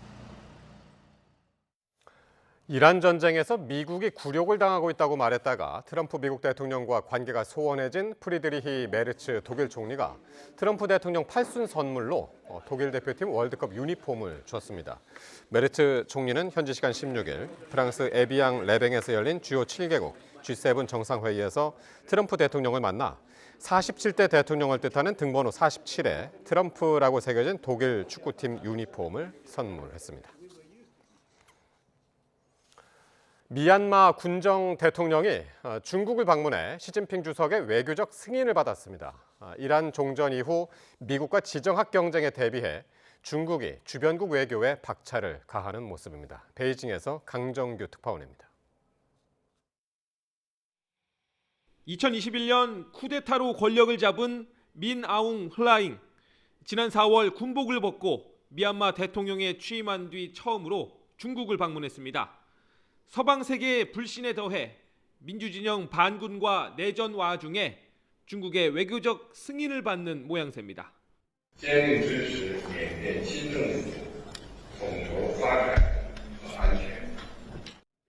정상회담에선 미얀마를 통한 중국의 인도양 진출 구상인 경제회랑 건설이 주요 의제였습니다. 앞서 방북 때 비핵화에 침묵한 중국, 이후 몽골, 네팔 등 주변국 외교에 박차를 가하고 있습니다. 이란 종전 이후 재개될 미국과 지정학 경쟁에 대비한 젠걸음으로 풀이됩니다. 실제 중국은 종전 합의를 환영한다면서도 불안한 후속 협상 과정에 대한 의구심을 드러냈습니다. 中方希望美伊如期签署第一阶段谅解备忘录。 호르무즈 해협을 통해 석유의 50%를 수입하는 만큼 재개방은 실리지만 복잡한 속내도 읽힙니다. 미국이 올가맨 각종 제재가 풀리면 중국에 대한 이란의 정치 경제 의존도는 낮아지게 됩니다. 그간 이란산 원유를 헐값에 수입해온 제재 할인 혜택은 물론 위안화 결제 비중도 줄 수 있습니다. 이란 전쟁의 마침표를 찍기도 전에 중국은 미국과 패권 다툼을 의식한 수싸움을 시작했습니다. 베이징에서 YTN 강정규입니다. 인천 북한 근처에 있는 공장에서 큰 불이 나 건물 25개 동이 잿더미가 됐습니다. 서울 지하철 6호선 안암역에서는 이산화탄소 가스가 노출돼 한때 양방향 열차가 무정차 통과했습니다. 사건 사고 소식 이수빈 기자입니다. 뼈대만 남은 공장 건물들 사이로 뿜어져 나오는 회색 연기가 하늘을 가득 메웠습니다. 소방 헬기까지 동원됐지만 좀처럼 불길이 잡히지 않습니다. 새벽 1시 50분쯤 인천 북항 인근 기계제조 공장에서 큰 불이 났습니다. 모두 퇴근한 뒤라 다친 사람은 없었지만 불은 근처에 있는 17개 업체 건물 25개 동을 잿더미로 만들었습니다. 소방은 공장 대부분이 샌드위치 패널로 이뤄졌고 안쪽에 타기 쉬운 물질들이 보관돼 있어 불이 빠르게 번졌다고 설명했습니다. 오후 2시 반쯤에는 서울 영천시장 옆에 있는 2층짜리 건물 옥상에서 불이 났습니다. 이 불로 다친 사람은 없었지만 옥상에 있던 가건물 50제곱미터 정도가 탔습니다. 오전 9시 40분쯤에는 서울 지하철 6호선 안암역에서 이산화탄소가 유출돼 한때 양방향 열차가 무정차 통과했습니다. 서울교통공사는 변전소에서 시설 점검 중 이산화탄소가 누출됐다며 사고 직후 승객 안전을 위해 대피와 우회를 안내하고 배기 작업을 진행했다고 설명했습니다. YTN 이수빈입니다. 성매매 범죄 단속 중 경찰로부터 알몸을 촬영당한 여성에 대한 국가의 배상 책임이 2심에서도 인정됐습니다. 서울중앙지방법원은 원고 A씨가 국가를 상대로 낸 손해배상 소송에서 1심 당시 인정된 배상액 800만 원보다 30만 원 늘어난 830만 원을 국가가 지급하라고 판결했습니다. 지난 2022년 3월 경찰은 성매매 단속에서 성관계 직후 나체 상태였던 A씨와 성매수 남성 사진 등을 동의 없이 촬영했고 다른 경찰관들이 있는 단체 대화방에 공유했습니다. 국제유가 하락으로 지난달 전체 수입 물가는 4월보다 소폭 내렸습니다. 하지만 밀과 쇠고기 등 주요 먹거리 원재료 가격은 오히려 오르면서 소비자 물가 불안 요인이 되고 있습니다. 오동건 기자입니다. 마트에 진열된 수입 소고기. 장바구니 물가 부담을 호소하는 소비자들은 고기 가격부터 체감된다고 말합니다. 호주산 고기가 금액이 많이 오른 것 같아요. 한국은행이 발표한 5월 수입 물가 지수를 보면 전체 수입 물가는 국제유가 하락 영향으로 4월보다 0.3% 떨어졌습니다. 하지만 농림수산품은 오히려 0.3% 상승했습니다. 밀이 한 달 사이 3.4% 올랐고 소고기는 지난해 같은 달보다 무려 23.9% 올랐습니다. 밀은 빵과 과자, 라면 등 각종 가공식품의 핵심 원재료입니다. 국내 소비량의 98%를 수입에 의존하고 있어 가격 상승이 이어질 경우 식품업계 원가 부담으로 이어질 수 있습니다. 최근 원달러 환율도 1,500원대 높은 수준을 유지하면서 수입 식품 가격 부담을 키우고 있습니다. 수입 물가는 통산 생산자 물가를 거쳐 소비자 물가에도 영향을 미치는 만큼 먹거리 물가의 불안 요인으로 꼽힙니다. 수입 물가는 기업들이 원재료를 들여올 때 부담하는 가격입니다. 이 가격이 오르면 식품업체의 생산비가 높아지고 시간이 지나면서 가공식품이나 외식 가격에도 영향을 줄 수 있습니다. 4월보다 소폭 내렸다고는 하지만 수입 물가는 지난해 같은 달과 비교하면 25% 가까이 올랐습니다. 유가가 조금 떨어졌다고 해도 석탄 및 석유 제품의 수입 물가는 73% 넘게 상승했습니다. 당장 가격 인상으로 이어지진 않는다고 해도 업계가 부담하는 원가 압력은 여전히 큰 상황입니다. 최근 소비자 물가에서 가공식품류 가격이 크게 오르지 않으면서 식탁 물가가 안정세를 보이는 흐름이지만 이처럼 고환율과 수입식품 가격이 계속해서 오르면 서민들이 느끼는 체감 물가는 오를 수밖에 없다는 우려의 목소리가 나오고 있습니다. YTN 오동건입니다.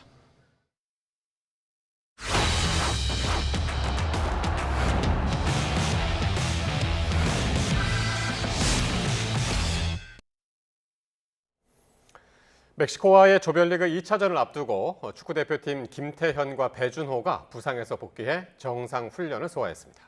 이번 대회부터 대표팀에 신설된 자리, 멘털 코치는 홍명보호를 향해 한마디로 되는 팀이라며 이번 대회에서의 선전을 확신했습니다. 과달라하라에서 양시창 기자입니다. 멕시코 과달라하라 입성 12일째. 훈련 파트너들을 포함해 홍명보호 28명의 완전체가 처음으로 함께 잔디 위를 뜁니다. 발목 부상으로 회복 운동에 전념하던 배준호와 김태현도 정상 훈련 대열에 합류했습니다. 아직 100%라고는 볼 수 없어도 멕시코와의 2차전 출전은 충분히 가능한 상태입니다. 홍명보호로선 기다리던 희소식입니다. 센터백 김태현과 공격 2선 배준호의 합류로 홍명보 감독 선택의 폭은 그만큼 넓어졌습니다. 멕시코전에서 변화가 예상되는 공격 2선과 체코전에서 이기혁이 활약한 센터백 한 자리를 놓고 선수들의 경쟁이 더욱 치열해질 전망입니다. 멕시코전을 앞두고 축구대표팀의 긍정적인 소식은 또 있습니다. 이번 월드컵에서 처음 자리가 마련된 대표팀의 멘털 코치가 선수들의 상태에 극찬을 아끼지 않은 겁니다. 선수들의 심리 상태를 정말 한 단어로 표현하라면 영어로 스테이블. 스포츠 심리에서는 그거를 이제 게임을 준비하고 즐긴다라고 얘기하는데 딱 그 상태에 놓여 있는 것 같습니다. 이게 되는 팀입니다라고 이제 사실상 조 1위를 결정하는 멕시코전을 앞둔 현재 한 코치가 선수들에게 하는 주문은 딱 한 가지입니다. 하던 대로 하자.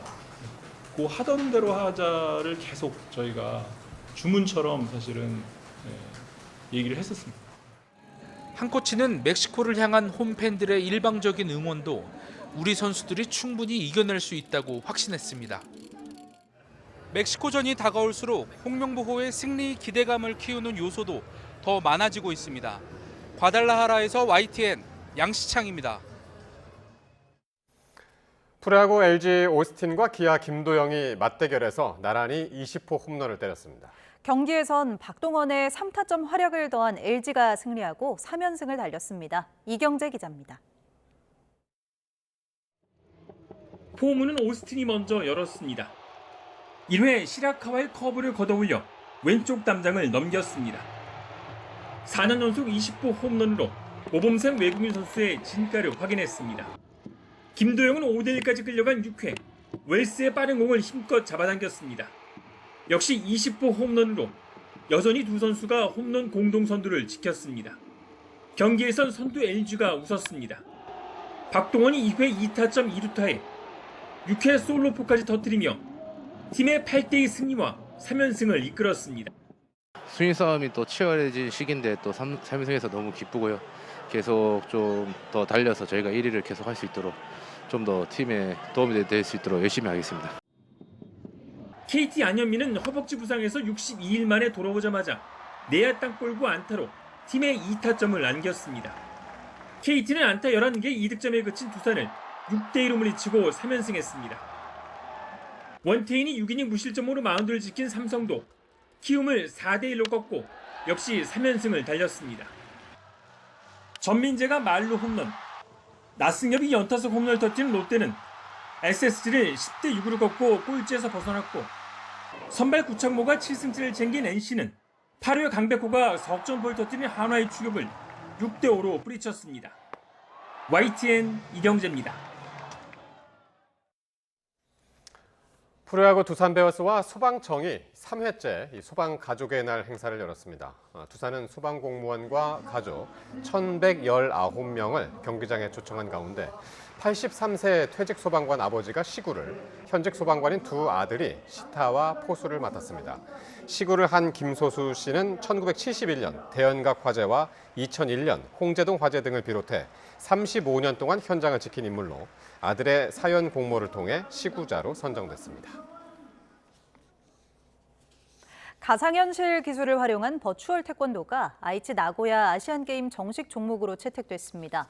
버추얼 태권도는 헤드셋과 동작 추적 감지 장치를 착용하고 신체 접촉 없이 경기를 펼쳐 상대의 파워 게이지를 소진시키거나 남은 게이지가 많은 선수가 승리하는 방식으로 이번 대회에서는 남녀 혼성 개인전이 치러집니다. 테니스와 스쿼시의 장점을 섞은 빠데일과 축구와 탁구를 결합한 테크볼도 정식 종목으로 추가됐습니다.